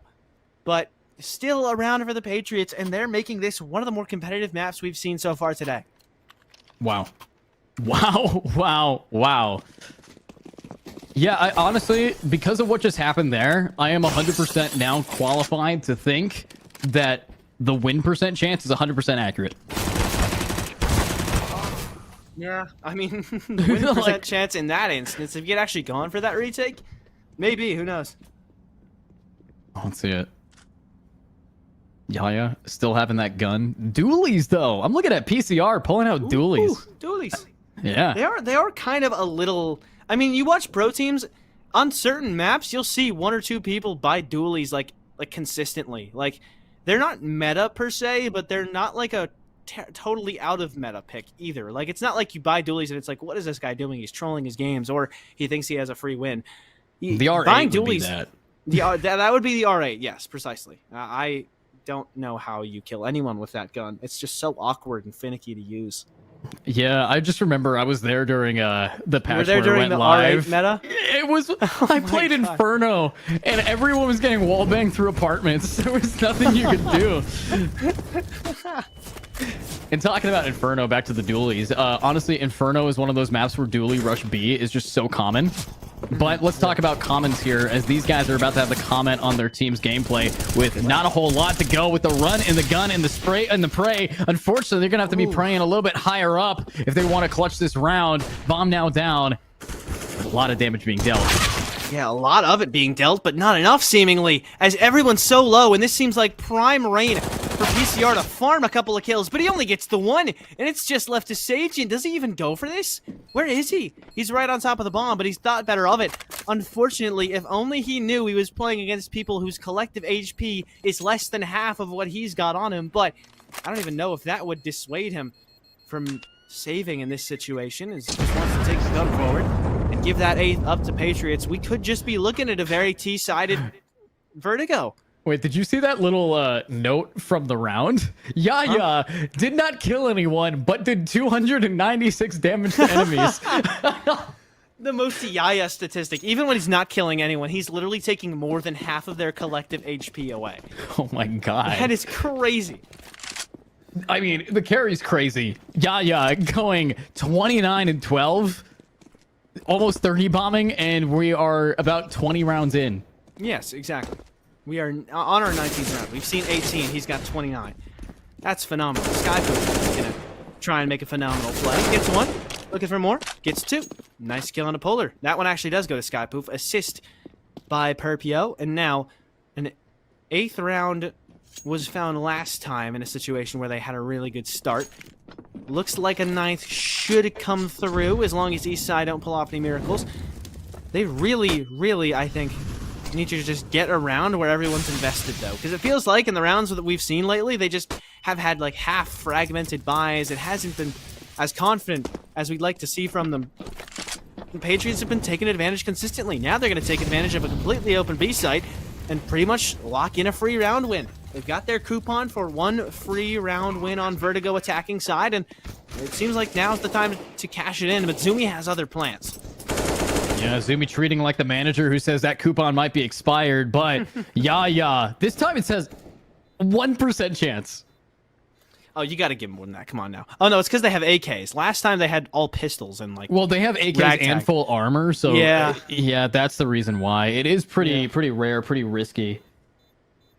I think it makes sense why they've got such a lower chance for him, because he's not even going for it this time. 99 of it to become 100, the natural conclusion. Yaya looking for kills, doesn't even really do any damage, and now has to run away and see where he can escape to.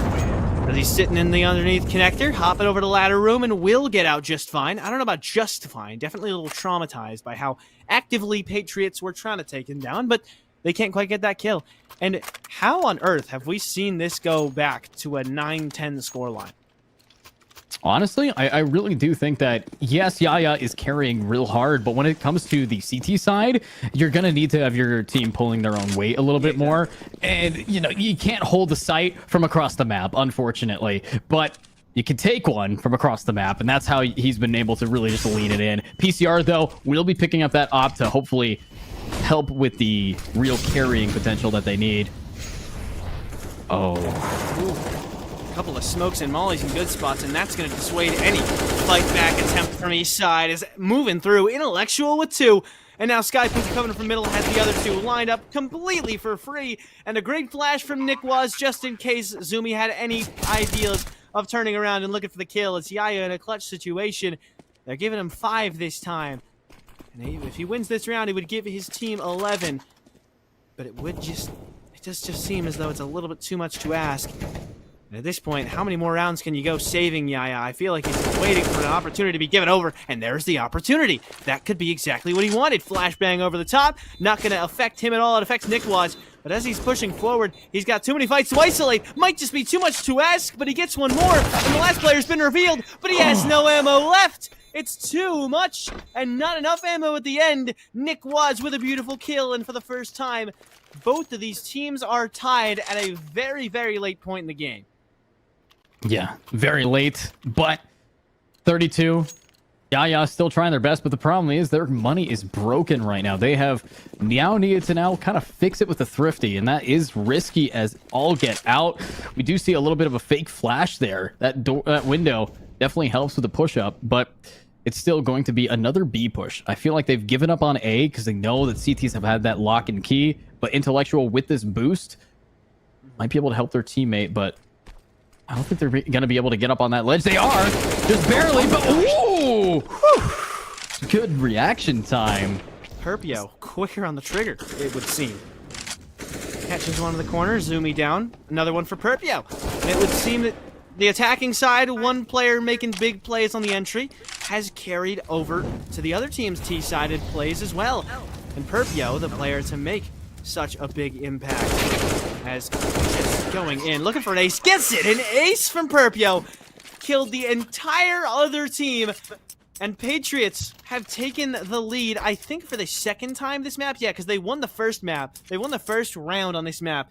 Proceeded to go down 5-1. At one point last half, it was like 8-2, 9-2, something of that nature. And they've clawed it all the way back to 11-10. The mental from Eastside has got to be in the bin at this point.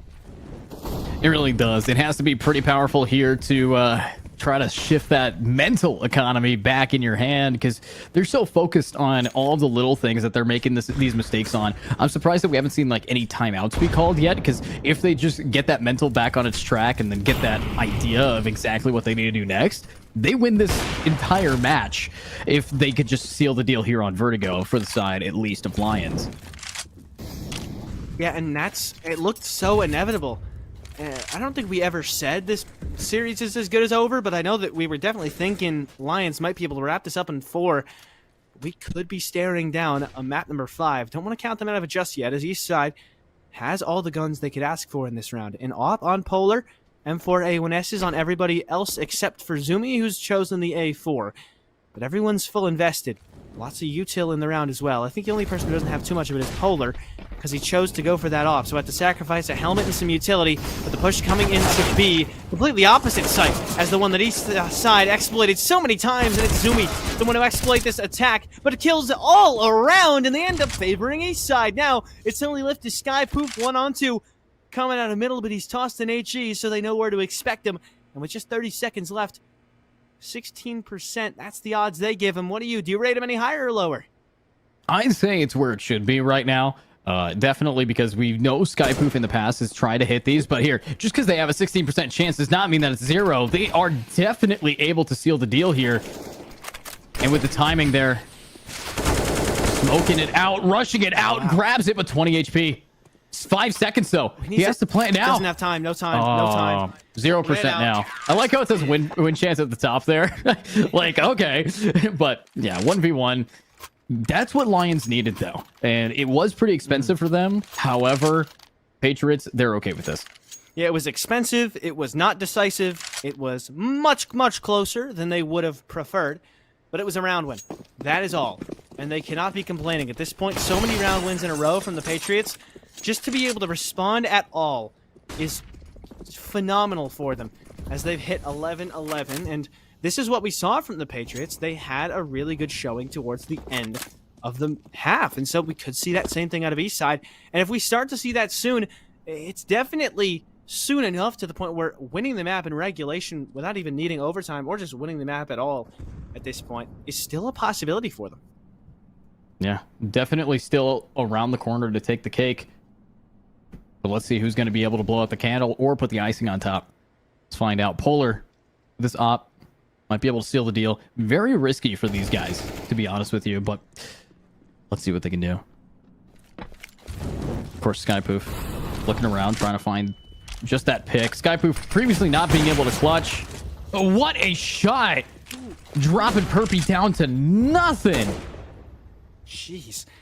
Perpy now going to have to play the rest of this round out on such low health, and Yaya, well, if anybody's able to lower you to 0, it's this guy, but he's getting tested on the A site without too many teammates here to help, and they're going to give away most of this site completely for free. Dinked up, though, as Nick was, and so it's just going to be one more shot that takes him down, but one headshot onto Yaya from Mookie is good enough to take down the Demon of Vertigo so far, and it could be another round here for Patriots. They've got a 2-on-5 with a bomb planted to boot, and now it's just one player on the B site they would want to take down because they don't want to get lurked on. And Skypoof right around the corner gets a headshot, then another one. So clean from Skypoof. And a round lead again for the Patriots as they take the upper hand once more. It's 1st to 16 here, and these guys, being 16, have a lot on their plates. I know that this is a lot of energy to try to duke it out. They have to prove that they deserve to take the cake here. Some of these guys, definitely young, but a lot of them are here to show that they have some old strats that work wonders. Polar running it down with this 5-7. We'll be able to hopefully get Sky, and they do, taking out the player who's really picked up the pace. And another. Holy, this pistol round might work in their favor unless they get gunned down right here, right now. How many times today have we seen a pistol round start well, but as it continues, it favors the team who doesn't have said pistols, as they're able to just slow things down and just kind of take control from there. 2 guns given away to the CTs, but the question is, are they going to save him, or do they actually want to go for this retake? Answer seems to be save at the moment, as not too much of an attempt is being made at pursuing this bomb plant. Should be a 13th for ASHS. Zumi, though, actually looking to make something of an attempt and has a teammate here to back him up. I believe that's Sajin, but no, Sajin's fallen off. It's just Zumi looking for possible exit frags. And notice how Sajin running away, making a lot of noise in the process, trying to maybe bait somebody out and taking these fights, and Zumi's able to do just that. Get a good kill into Nick Waz. That's a gun drop. Sajin should be able to get another one, and as Mookie takes out his knife, he is punished for doing so. It's only Perpio left, but it's still around for AESHS, so they're more than happy. Let's see these guys. Honestly, it's a lot on the line here for them, and the fact that Patriots are bringing this back and bringing it to Game 5, that is pretty insane. I definitely was in the boat for Lions for quite some time, especially with how Yaya's been playing, but we're just not seeing that kind of consistency across the board, and it's all about consistency when it comes to a game like CS. It really is. And You want to talk about consistency. First half, Yaya is the pinnacle of consistency, but second half, it's gotten quieter, and everybody on Eastside as well. We can't just single out Yaya and say, oh, you've not been doing enough, because he was doing more than his part on the T side. So you'd hope that somebody would be able to step up, but it would seem that isn't quite the case, as the Patriots have had plenty of players step up. Perpio and Skypoof, just to name a couple, have had a couple of very solid rounds this half thus far, and they're looking to have another one as they're preparing to move up the B staircase and push straight into PCR, and not too many others on this site. See this go on. Molly's all the util flying and it's out, but PCR knows how to anchor. Check your corners when you swing them. No one's turning around. PCR gets 2 for the price of free as Sajin is here to now try to seal down the site. But there it is, the damage being dealt. It's all or nothing as Mookie, always one of the players in the end, but cannot get the spray. And that is going to be a clean round. Yaya back again. 50% accuracy for all bullets fired is an insane statistic. Knows when to shoot, not wasting any bullets. Shooting through smokes, shooting while flashed, nothing of that sort. 13th Patriots, but it's not quite allowed to be 14, is 12 for Eastside. And I don't know if this quite ends OT. I think Patriots still have enough of an upper hand. We haven't seen enough on CT side yet from Eastside for me to be quite convinced, though we have seen a couple really good rounds towards that B site. Nobody on the CT side has cracked the A defense just yet. Seems like every time a team's out there, but Yaya seems to have his own solution. Get aggressive. Try and actively finish this round by solving the problem that is the players setting up towards A, but not quite enough of a solution. Only able to get one and then trade it out quickly. Polar now, with his sight trained on the A boxes, just waiting for something to happen, but it's not really going to work out. Mookie just waiting for somebody to make an aggressive play onto him. Kind of just sitting there, stalling, taking some space while he can. Is I would imagine Patriots go to B with this one, but not exactly sure where they want this to end. Yeah, not quite sure either for these, but looking at PCR, trying to now hold that down. Might be able to finish this off, do the damage if possible, but Intellectual with the rest of their team kind of just been walking their way through, trying to make sure that they take it extra slow. And that's going to be 2 down for the side of Lions. Clean. Yeah, talk about well-timed rounds. I came into this one saying I haven't seen enough from Eastside on the CT side for me to be convinced they really stand much of a chance of pulling it back. But there you go. 20 more kills to come. Izumi gets one more. Can they finish things off? Yes, they can. Intellectual gets CSGO timing as he pulls out a grenade when he should have had the gun prepped and ready to go. And Eastside make it a 13th of their own as things all even Stevens once again. So close to the end of this, though. Just neither team can escape the other at this point. It's so crazy to think that Eastside went on such a phenomenal run, responded to with a wonderful run from Patriots, but now it's just like, it's as though it's all evened out again, and nobody can take the upper hand over one another. Somebody will do it for 2 rounds, but then is taken back by 2 rounds from the other side.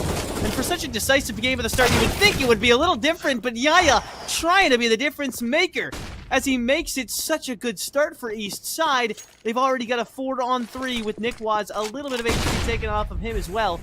And Zumi looking to make it even worse, still playing towards middle, waiting for somebody to make a mistake of walking into his crosshair. Someone does, and it's Mookie. But Nick Wads trades back, and another kill as well.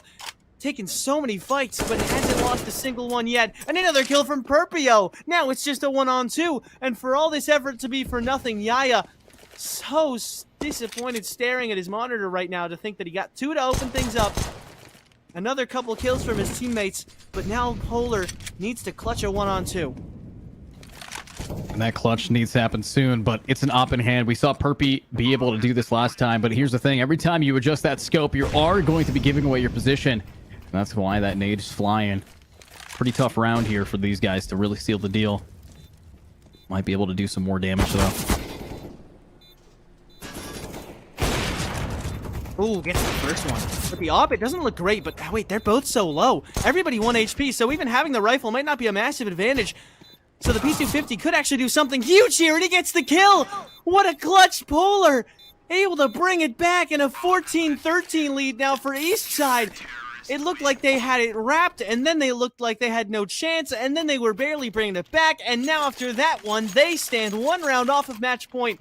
Nobody can figure out how well they're playing in this game, but Polar finally standing tall when they needed someone else to do so. It could not just be Yaya, it had to be someone else, it had to be Polar, and it had to be that 1v2, and it was. Wow. That's pretty crazy to see that. But look at this. Intellectual. Oh, What? no. What are you doing? You can't do that. Can't have the name Intellectual and not be that smart, but let's see it. Oh my, that nade did so much. Oh my. Now everybody moving up staircase is so low now, and the HG almost was able to finish them off as it went over the top, but now smoke grenades means that a plant should go down. Any more damaging utility could be the end of any one of these players, and Skypoop goes down, but what a good spot for Mookie, but he's whiffed it! He misses more shots! Yaya going down to a molly, it's only Sajin now, 1-on-2! Nikwaz is low, and Perpio still 100. Sajin effectively has 100 HP, but he's been flashed off, so he can't quite peek it. And that means they're able to take more forward positions. Perpio looking over the top of the boxes, but Nikwaz has spotted him. Picking the plant, wants to try and bait out this swing. It's exactly what he's done. But Sajin not really fooled, but he's taken down anyways. Nikwaz with a great kill. And as good as that one started from Eastside, this comeback from Patriots did stick this time. And they're able to win the round out. 1 round off of match point on both sides. And we have a timeout called for both teams to talk things over. Wow. This pause is definitely going to be something very important here. We're seeing a 40 bomb on one side here. We're seeing these guys really just seal the deal. But honestly, it's nice to be back on cams. But I gotta ask you, did we think this game was going to be that close? Because I certainly did not happy. No, because every other map we've seen this far through the series has been at best like, oh, they're kind of making a comeback. Maybe they could make this happen. But no, it's all for naught. Right? But this is actually that comeback happening, and then a team fighting back that comeback. And now they seem to be both on such even footing that I feel like OT is how it has to end. It very well could not go to overtime, but it would be such a disappointment to see it not end in an OT. As far as I can remember, both of these teams are on decently solid economies. I don't think anybody's really at too much of a risk of ecoing soon. But who knows? Maybe if Eastside lose another round, they might have to try and play the last one on an eco. But they've also been so good on ecos through this game so far. So it's too close to call at this point. I don't even want to say what I think could happen. I just want to sit back and watch it. But unfortunately, we still have to wait for the pause, so we can't quite do that just yet. Yeah, they got me at the edge of my seat here. But here we are. We're jumping right back in. And now, with that timeout discussed with these players, knowing what they have to do to seal the deal, we are seeing an SG in the hands of Nikwaz. And if you got $7,500 on the line, I completely understand pulling out some of these cheap guns like the AUG and the SG here. So exactly. And Nikwaz has been doing a good job with it too. Last round and the round before, he was very effective on entries and just on trading out his teammates. With that, specifically with trading, as we saw him up a lot in clutch situations, as Yaya has officially hit 40 frags. Looking for more to get his team off 14. Almost able to spot one. Intellectual. He gets spotted, but oh no, he was too quick. He should have just waited. He was under no threat. Now he's taken a lot of HP off 2 players, but killed neither. And now that's unfortunate for him, because a minute 10 seconds left. The Patriots have more than enough time to wait this out, take their time, and figure out what their next steps are. If they're going to be able to wait this out and find some picks here. 60 seconds on the clock. Oh, no. And that's going to be the first one docked down. Mookie taking out Yaya. There is your 40 bomber. Unfortunately, only taking an L in this round. But you still got PCR. You still got Polar. You still got Zumi. You still got Sajin. They're looking to tap away. No. What a shot. Oh, that wasn't intellectual. Okay. I thought that was intellectual for a second. No, it's actually Perpio able to get it elsewhere. And this looks to be a relatively clean Patriots round. You take Yaya off the board, and again, it has to be somebody else, but it really is nobody standing tall. Zumi able to get one, but a great headshot. Traded out by Skypoop. Only 1 kill in this round, if Polar able to make it 2. But at this point, considering the money on Eastside needs to save this all through, because they do not have a shadow of a chance in this next round if they don't have any kind of weaponry. And it looks like that, I'm eating the words that I said during the break, of maybe if everybody looked to be okay, might not have to worry about any ecos. Eastside almost definitely going to have to play this last round out on an eco with just the op of Polar, and that's if he's even able to keep it alive for this long. Let's see if that is going to be good enough. Polar, keep this op. They needed try to now bring it to overtime. which is incredibly risky. Here's the footsteps above them. Here's where these stomps are going. But Polar going to be the bear lurking in the background. Oh no, that's all three. Just wait, just stay here. Ops position just around the corner might be spotted, but no, they go up the ladder. They're not going to swing, but no. Such a sigh of relief there from Polar. He played that perfectly. He should not have gone for any kind of picks, because giving away your own position there, you stand to lose so much, and the other team has so much stability at the moment in terms of their money, in terms of what they can buy, that they... Oh my... Wait. Buy phase is over. Sajin didn't buy anything. Okay, no, he's still good. He's still good. Okay. So they have enough. They have something. Everybody's got a little bit of something. 3 MP9s, a FAMAS, and an AWP. That's what they've got. They've got just about that. A little bit of utility, some decent armors, but not much to speak of. This round does not look good for Eastside. Yeah, not looking too clean, but they might be able to finish this up. Oh, no. Look at that. Big spray. Oh, no. Big pick, He but needed more. oh! Burns it up. But a good trade, though. Great trade from PCR. Skypoof able to get one back, though. As now Zumi walks back into the mall. He has to try and play the other side of these white boxes, but Polar's got one more. And now a round that looked so unlikely has been brought back into the realm of possibility. And now Patriots have to bring it back after starting off relatively well, at least in terms of having an economic advantage. But they're going for the rotate. The Molly's going to catch him, though. Polar knows exactly what they're going for, and he's not fooled. He's not fooled at all, but he's not quite able to get that first pick. That's not too bad, though. That's not too shabby at all of an op shot as he takes down Mookie. Perpio alone, 1-on-3, gets decent damage, but the smoke's going to make it so he can't finish his kill, and the lack of ammo is going to do just that as well. 40 seconds. Perpio moving forward. Molotov over to the corner. Has hit where he was hoping it would. Just has so many angles to deal with, though, and you can't imagine he wins this out. Gets the first shots out, though, and actually almost killed Polar. Polar with a bit of a miss there, you'd have to imagine. Didn't see his point of view, but you can only expect that he had his sights trained on that exact angle. Now, Perpio has a lot of space to pick this bomb back up, and they don't have any mollies or HEs to shut him down if he tries to take the plant, but he's overextended, and overtime is where we go to. 41 kills in regulation for Yaya, and it's just enough to force 15-15, as this game, I knew it had to end in OT. It couldn't have ended any other way. Absolutely. This has been so clean, so close, and this is a huge gap within players that I've seen. Not team versus team, but teams themselves. The fact of you see Sajin down there with 6, that is a difference of 37 kills between the top frag and the bottom frag. That is kind of crazy to me, but it's what high school esports is all about, bringing the good and everyone back together. So let's see if they're going to be able to keep this going. Now in overtime, it's going to be out of 6 rounds here. For those who do not know how overtime works, is going to be whoever wins the most out of this. I believe first to 19 or 18 takes it. Yeah, it's first to 19. So first to 19, yeah. If both teams hit 18, then we go to OT number 2. Yeah. Because you have 3 rounds on each side, so you got to win 4 of the 6 rounds you play. If you can do that, then it's all done. And speaking of all done, Skypoof is all done within this round, as he's the first one to fall. A good opening frag there for Sajin, who has been struggling at times, especially on this map. Has had his moments across the series as a whole, but has been more of a support player, using util and flashbangs and things of that nature to give his teammates good opportunities at kills.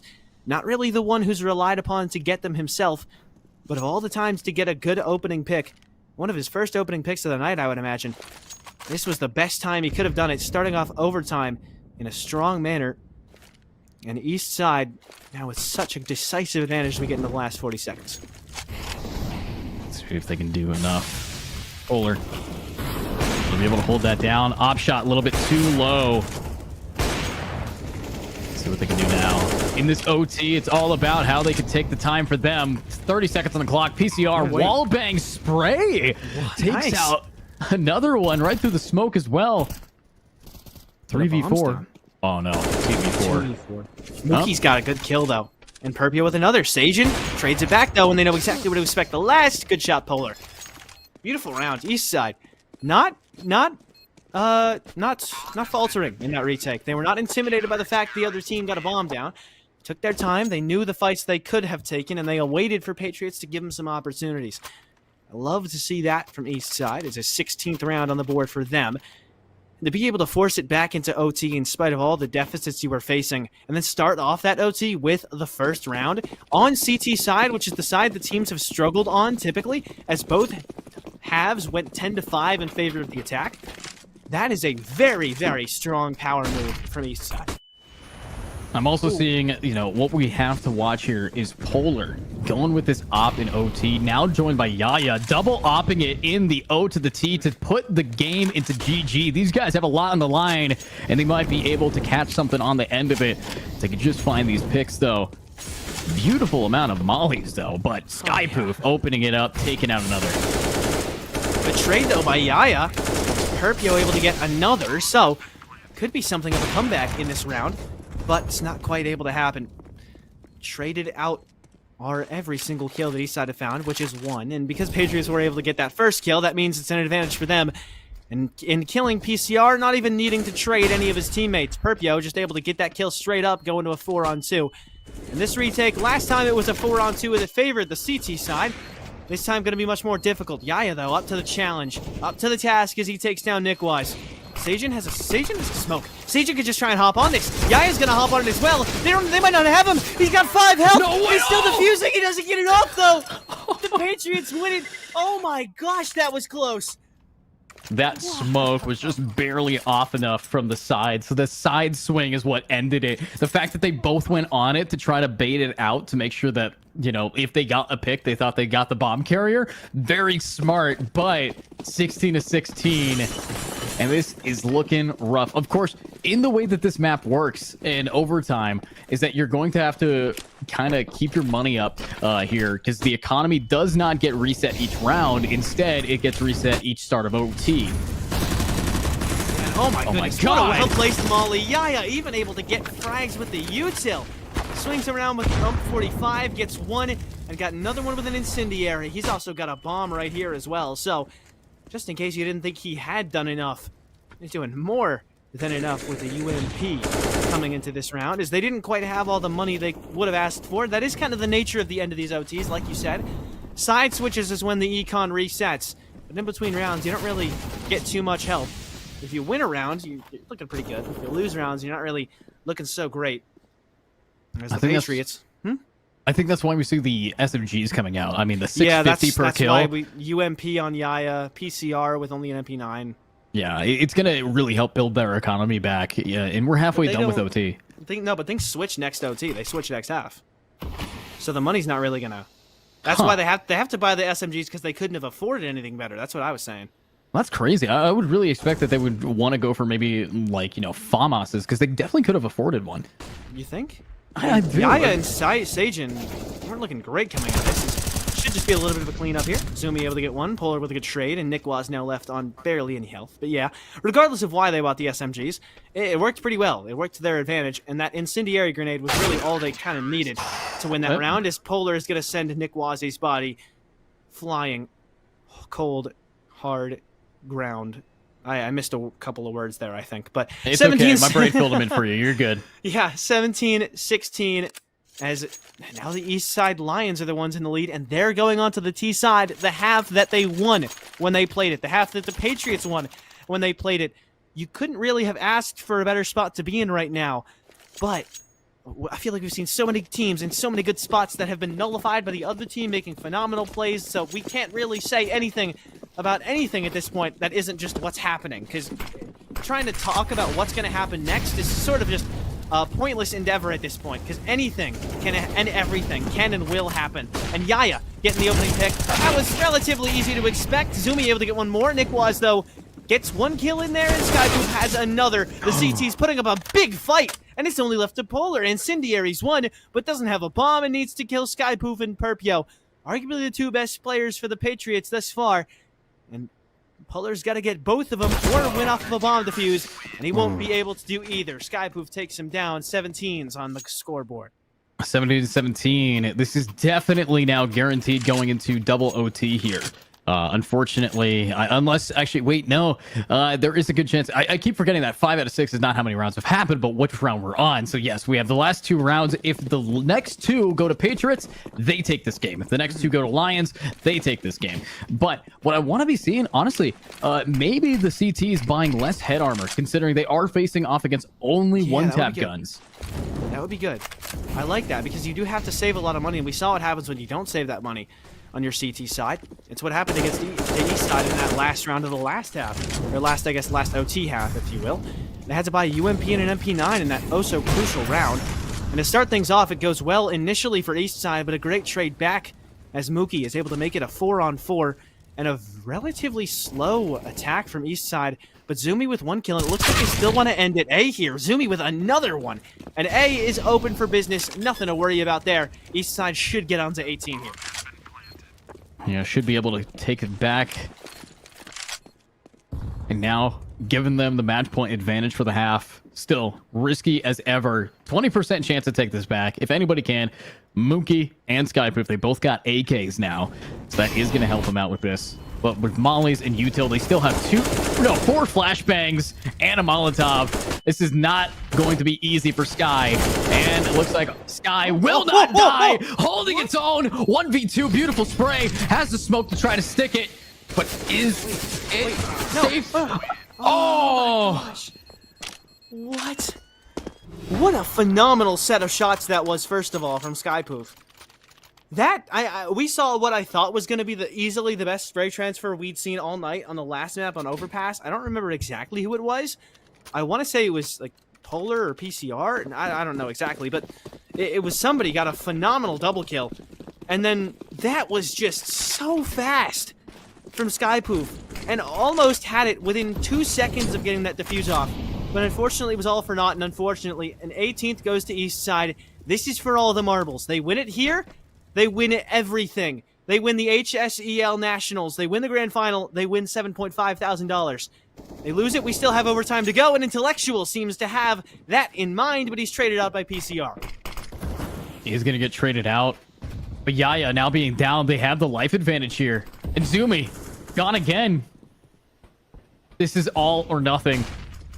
And Mookie is helping with that. It's a huge stack towards A. And if you are going to walk into that, you're going to get killed. Sajin having to now clutch this. A 4% versus 96%. We'll see. Can they roll that D20? D100. Finding one, but cannot. And now we're going into double OT here, Happy. This is a marathon of a Counter-Strike match. And just so... It couldn't have been that easy, right? It could not have been as easy as just pushing A again for East Side. For all the effort they've put in, I'm sorry, but you've got to do a little bit more than just the same thing as you've been doing all night to get the win like this.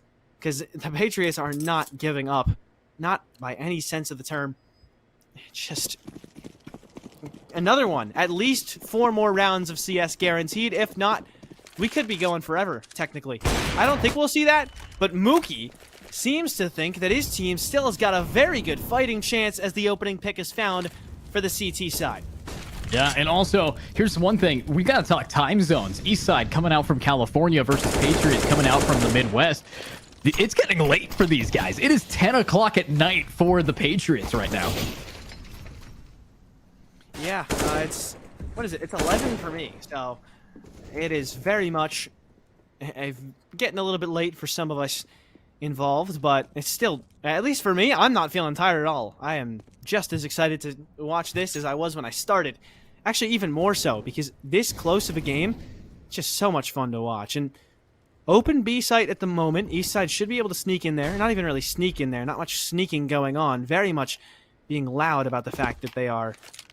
Here, Herpio going to trade a gun there because he wants the op. 6 HP, you give the op to the lower HP player. Very smart play to make. Oh, no! I think he dropped that to his teammate to try and give him the util. But he's Well, you gave it to him for sure. Gave it to him the wrong way. He took the pin out before he handed it over. And now... a 3-on-3 in the retake. They're not going to have the op to work with. That's going to make a big difference, and PCR going to make a big difference as well. It's only Nickwaz has to try and go for a smoke defuse. We've seen it tried so many times. And it isn't going to work this time either. Polar gets the shots through the smoke. Another round for Eastside in 19th, as a matter of fact. And they take the lead to start off OT number 2. They're taking the lead. Let's see if they can keep this going. But wow, wow, wow. How differently would that have gone? Imagine they have the op there. I wonder if it goes any differently. With Mookie with the op? Definitely. No, because it was Perpio had it. But either way, whoever had it. Because Perpio was on 6, so they dropped it over to him. But regardless of who had it. Well, no one has it at the end there. They're going to have to buy a brand new one. Mookie now down to 100 creds. You know, this overtime economy can be unforgiving. So seeing these kind of buys, I am looking at so much less head armors. If they could keep that going, they will be able to learn how to play this economy out. But what a shot. Yaya over the edge and about to make some sidewalk paste here for us. But look at this, 4-5. Can be pretty interesting.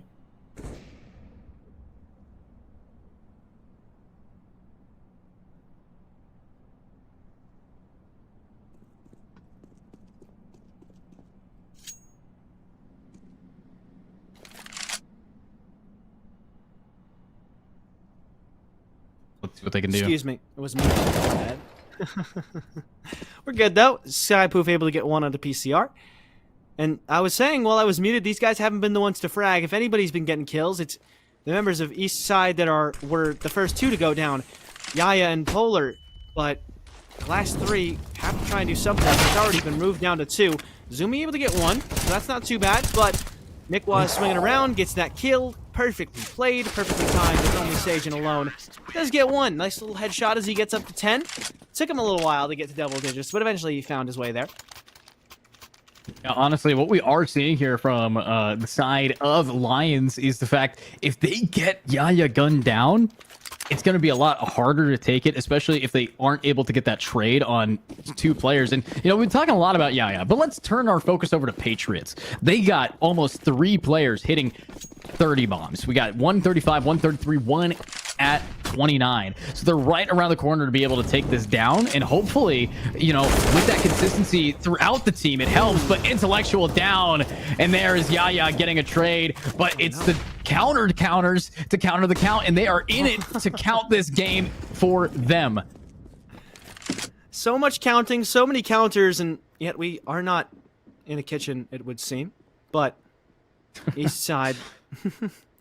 I did what I could. I tried my best. But 3-on-3, PCR. How does he just sneak up all the way there? Does get that kill on Amuki. It looked a little bit sketchy at first, but now he's been taken down. So control of the site might not be so handedly in favor of the T side. As East side looking to get a plant down. They're almost able to get that bomb off, and they actually do get it down. But 2 mollies in the same spot. That's going to be a bit wasteful, but they have so much util. 2 flashbangs each, and HE tossed as well. Sagen loses a lot of health, though. 2 versus 2 in the retake. Flashbang out. That's the first of 4. Sagen looking to toss another one over the top. Polar with a really well-placed shot, and then another really well-placed one as well. Just to top things off, a 1 first half to start it off for Eastside, and now it's still very much possible for the Patriots to make this work, but Eastside look to be the ones at the advantage as we come out of that first half of the second overtime. Yeah, at the first, second, hopefully not a third overtime, though. These guys are trying to get that pick, but Yaya is just telling his team, yeah, we got this, guys. We got this. Don't worry about it. We're going to keep it going, and they are holding that W key down and holding this round, but it is going to be that ramp push in a lot of util, completely blinding him. So many flashbangs. Which one gets the quality of the assist is the question. But whoa! Oh, Polar Bear breaking the ice, getting another one down for us. Polar not going to let anybody get any flash assists off that one, because that would require him to die, and he's got no clue why you thought that was going to happen. Not quite time to die yet, he says. His PCR gets through with an HE. Another kill found by Yaya. Another one! He had no right winning that fight, but now looking behind him, Perpio needs to get this kill on Yaya. Such a bad spot for him, and he's gotten taken down. A 1-on-1 Perpio versus PCR.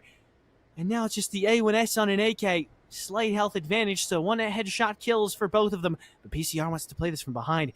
And Perpio not going to be expecting it. Such a smart play. And Perpio looking at everywhere but where he needs to be. Match point, map point, series point, league point, season point, everything point. It could all end right here and now if Eastside are able to take this next round.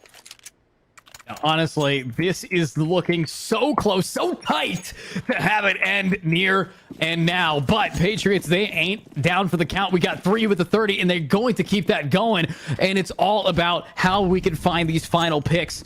But money is where it's at. $5,000 guaranteed. But again, the icebreaker gets broken, and that endangered animal goes under, as unfortunately, it's going to be Zumi in the danger.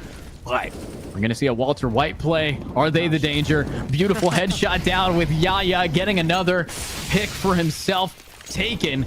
But 3-4, and this site has been very hard to take, even with Body's advantage. Yeah, now at this point for Eastside, they just need a kill because they don't really have much. They've run out of util almost entirely. They've got a flashbang and a couple smokes to work with, but that really is not enough in this instance. Intellectual waiting for somebody to make the mistake of peeking him. His PCR quite low already. Sajin just waiting here. And that's all he really can do. He's just got to sit here and try and be a presence, but his position's mollied off. He's got to hop up higher, but he'll get caught as soon as he makes that choice. And Mookie able to make it a 4-on-2. It would seem that although it can end here, Patriots do not want it to end here, quite obviously. And they're actually going to step in and make things change. Be the change you want to see in your life. It seems that they've taken that statement and ran with it, as they're going to take this round and run away with it. 1 round away from sending us to OT3, but Eastside 1 round away from ending it all. 21-20, 22 the goal for Eastside, and I don't know, 25 I think would be the goal. 25 would be the goal here, I think, for Patriots. Yeah, absolutely. But let's see these guys be able to do the damage. It's going to be pretty tough, but unfortunately, it's going to be a save. They cannot risk having no money and going into a further disadvantage here. That's kind of crazy. But happiness. We're going to see if these guys have what it's like to play. It's do or die. You die in the game, you're going to be scolded in real life. Let's see if they're going to be able to pick up the paces here. Not quite yet. I mean, remember, if Eastside doesn't win this, we have a whole other map to get through, which is just crazy to think about, because how done are you after losing this map and you have to play a whole other one?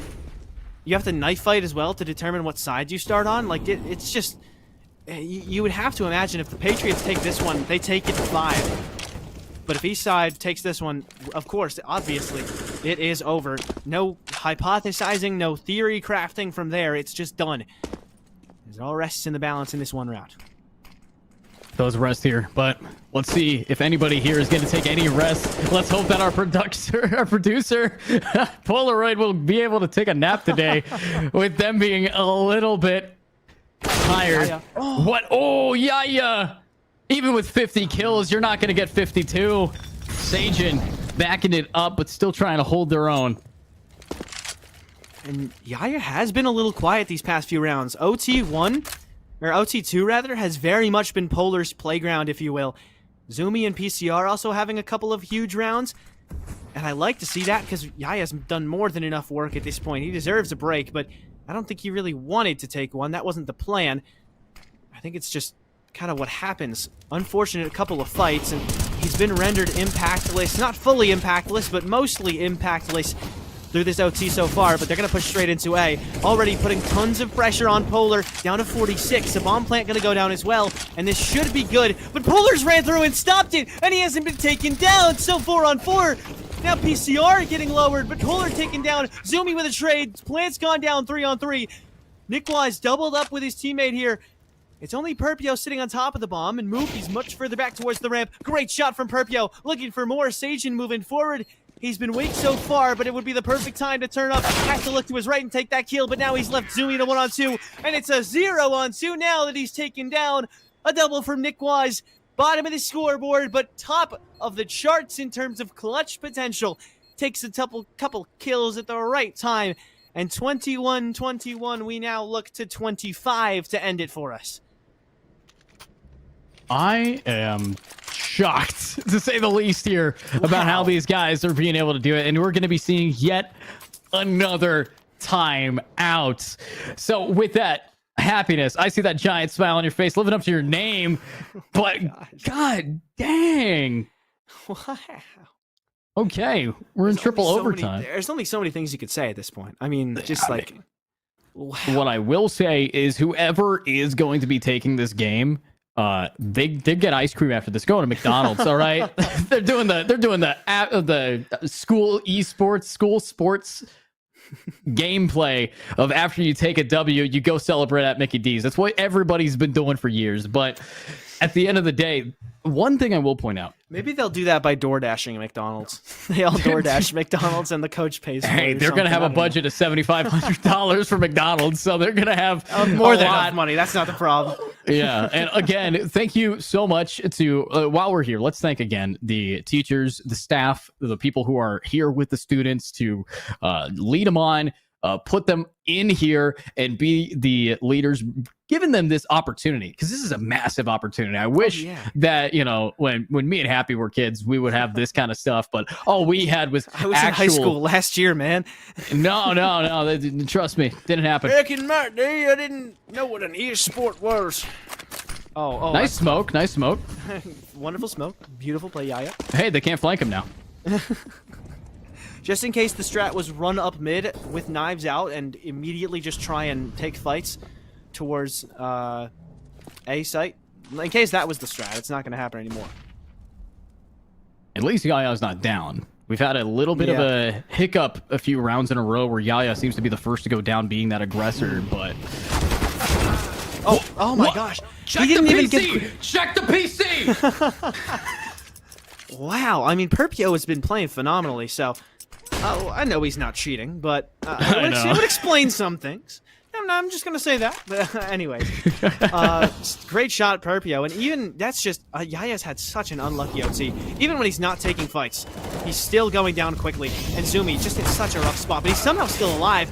But as I say that, he goes down. PCR, though, able to make it one more. Skypoop is going to get caught. But oh my gosh, only a leg shot. So rough from Polar. But he's eventually able to get that kill. But Perpio trades it back. 2 on 3, favoring the attackers. And they also have a bomb yet to be planted on top of it. So, PCR just looking over for any kind of kills he can find. But it would seem that he's all for naught. But oh, the bomb dropped out in the open by PCR. And he's been such a big player. And his Polar as well. The PR team is doing everything for the public relations of these guys.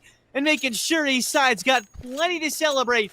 As Eastside with the first round in a 3v5 comeback led by PCR and Polar. And I mentioned it before, these two have been instrumental in the OT so far, and they show up again when they have to.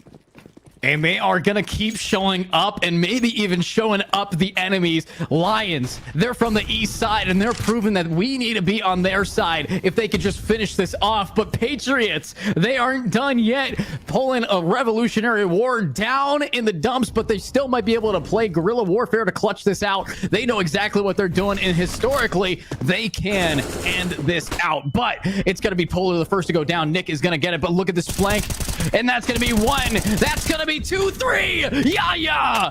Beautiful job leaving only Nick in a 1v4. What a play. And we talked about him. We said he's been struggling in OT. It's been unlucky. But a 3-piece right when they needed him most. He came back. He didn't vanish when they needed him most. A 23-21 lead now for the Lions. And they've consistently been getting better and better as these O teams have been going on. But if they win this next round, they're on match point, and AESHS have to win every single CT round they have left. Wow. They got to win everything.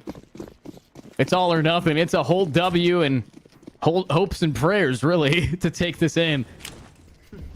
Let's see if it is going to be good enough. Oh my gosh. Big opening frag from Polar. He's been doing it time and time again, and they're not able to trade him this time. He falls back and gets another! The up, he's going crazy. Misses that shot, though, and Yaya's been taken down, so he knows he has to fall back because he's right side. He's exposed. Mookie gonna molly forward.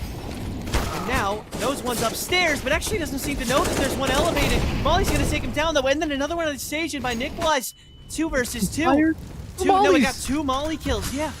So now Perpio and Nick will have a 2v2 to work their way out of, and we're not even 30 seconds. We're barely 30 seconds into this round. Barely in, but 2-2. They're building it back. What a shot, Polar. This could be it. This could just take the advantage that they need. Oh, that's the bomb. Here we go. Far out?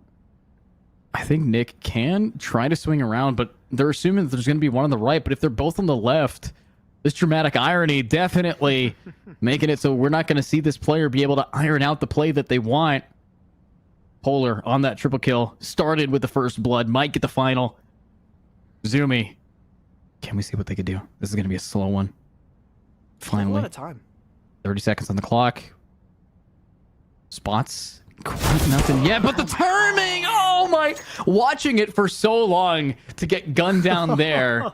And here's the half. Match point. Match the point epitome again. of CS timing. So far, we have seen a 1-2 half to start off OT from the Eastside Lions, and then a 2-1 half to start off OT, and now a 3-0 half. So they've been getting better and better as OT goes forward. And, I mean, Polar as well has been getting better and better, making his way up to 37 kills, which is an impact that cannot be understated, to say the least, because I don't think he was like bordering maybe 20 once we were getting in the range of OT, I think. Or not even, I think he had a little more than that, but still. For Polar, yeah. Yeah, in regulation, he was good, but not this good. And what a start that is. It's Sajin! Of all players, he's been struggling so much, and the least likely to entry. Not only does he entry, he gets a kill, and Yaya with one more. I had my doubts about Sajin, to be honest, but that shot right there, I am proud. But Sajin will eventually go down, and now it's going to be all about these T's. They're taking their time. We got one holding the site. Nick. Oh, what a flash. Blinded. Ah. Bomb will get planted here. Happiness. Let's see if these guys can be happy to finally end this game. Take $7,500 on the line. Take the pride and take the triple overtime. A flashbang gets your teammate. And it doesn't do it again. Intellectual. The fatigue coming out from the Illinois players. And Eastside just has to hold this out for not so much longer. Doomy with one. Mookie gets swung. He doesn't get taken down by the first, but the second is more than good enough. And Eastside, after a marathon on map 3, or on map 4, after so much hard work, a season's worth of effort, all comes down to a triple overtime on Vertigo. And they win it at the end with 4 consecutive rounds. Yaya with a 50 burger. Polar almost got to 40 and had a massive set of rounds in the OT. Eastside wins it 3-1. And they are your HSEL Counter-Strike National Champions. They win $7,500. The lion's share of the $15K is theirs. And what more need be said? Well, I think what needs to be said, it is a valiant attempt from the Patriots. That's what you need to be seeing. You need to be having that kind of close game, especially with how much is on the line. I don't care that we didn't get to game 5, even though it was 3-1. That was the closest we were going to get. That was insanity. And, oh my God. It's that kind of gameplay that really locks these players in their own right. I will definitely be seeing them throughout, of course, my career in esports. I can tell Yaya gonna be going places. Same side could be said for players on the other side. Perpio 42-9. 54 kills on the side of Yaya. 5 players got 30 kills or more in that game. Wow. That game had like almost 400 eliminations. Crazy stuff happened there. So insanity. But honestly, an insane game. The match ends with, of course, $5,000 still going over to the side of Asia's Patriots. They did so good, and they only can be proud of the fight that they put up with today. And of course, it's a little later for them. Time zones are a thing. It is almost 11 o'clock at night for these guys, and they've been playing all day to get to where they are today, and that's pretty impressive. They got homework. School starts tomorrow. It's a school night. So, Why would we make them play on a Sunday? Yeah, I'm making them play on a Sunday. It's a school night. They have a reason. They get a. You know what? Stay home, guys. You've earned it. Go spend your money. Go spend your money. But go spend your money. Go take a vacation. Go to the Bahamas. All right. Take a class trip. But wow, I mean, you're in Illinois, so there's definitely so much to see in that state. But honestly, go to Detroit, I guess. That's in Michigan. You could go to Chicago. Man, I don't. I mix up where Midwest cities and towns are like so much. I forgot that. I literally I'm so tired that like after so much casting, I was saying to myself before, I was like, Detroit's not in Illinois, is it? It might be. I don't think it is. There's a big one in Illinois, but I live a state over. I'm in Iowa here, so trust me, I know what it's like not having a lot to do. What these guys are going to do is they're probably going to walk around Target. That's considered a full days of entertainment here in the Midwest. Corn farming for edu. Yeah. We're gonna go have that. Well, I mean, honestly, yeah, it's about that time of season. We're gonna have to go see these guys get back out of the games and into the cornfields, guys. But GG's, of course. Again, special thank you to the schools for helping put this together. The people who are behind the scenes. I saw someone shout out Coach Becker. So shout out to that coach. Shout out to all the coaches. If you guys right now in the chat say thank you to all your teachers, give them the representation that they have. Even if they did give you that C when you definitely deserved at least a B, they still deserve a shout out here, because in between grading papers, they're making sure that we have a great time here. So thank you again to those guys. And wow. Oh yeah. That has to be one of the longest matches in HSEL history here. Oh yeah.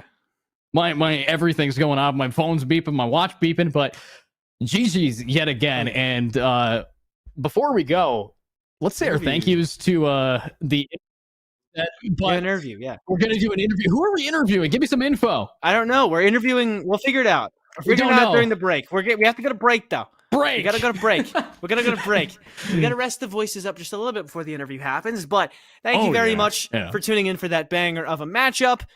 There is also, I want to mention before we go to break that first of all, $100,000 in total was put into HSEL. So big shout out to HSEL for putting this on as a whole and giving these kids so much fun opportunities to make so much money off of video games that they love. And there's also a LAN coming up. I think it's Kansas City. It is next weekend, and I believe it's in Kansas City. I'm not exactly sure where it is, but I might drive there.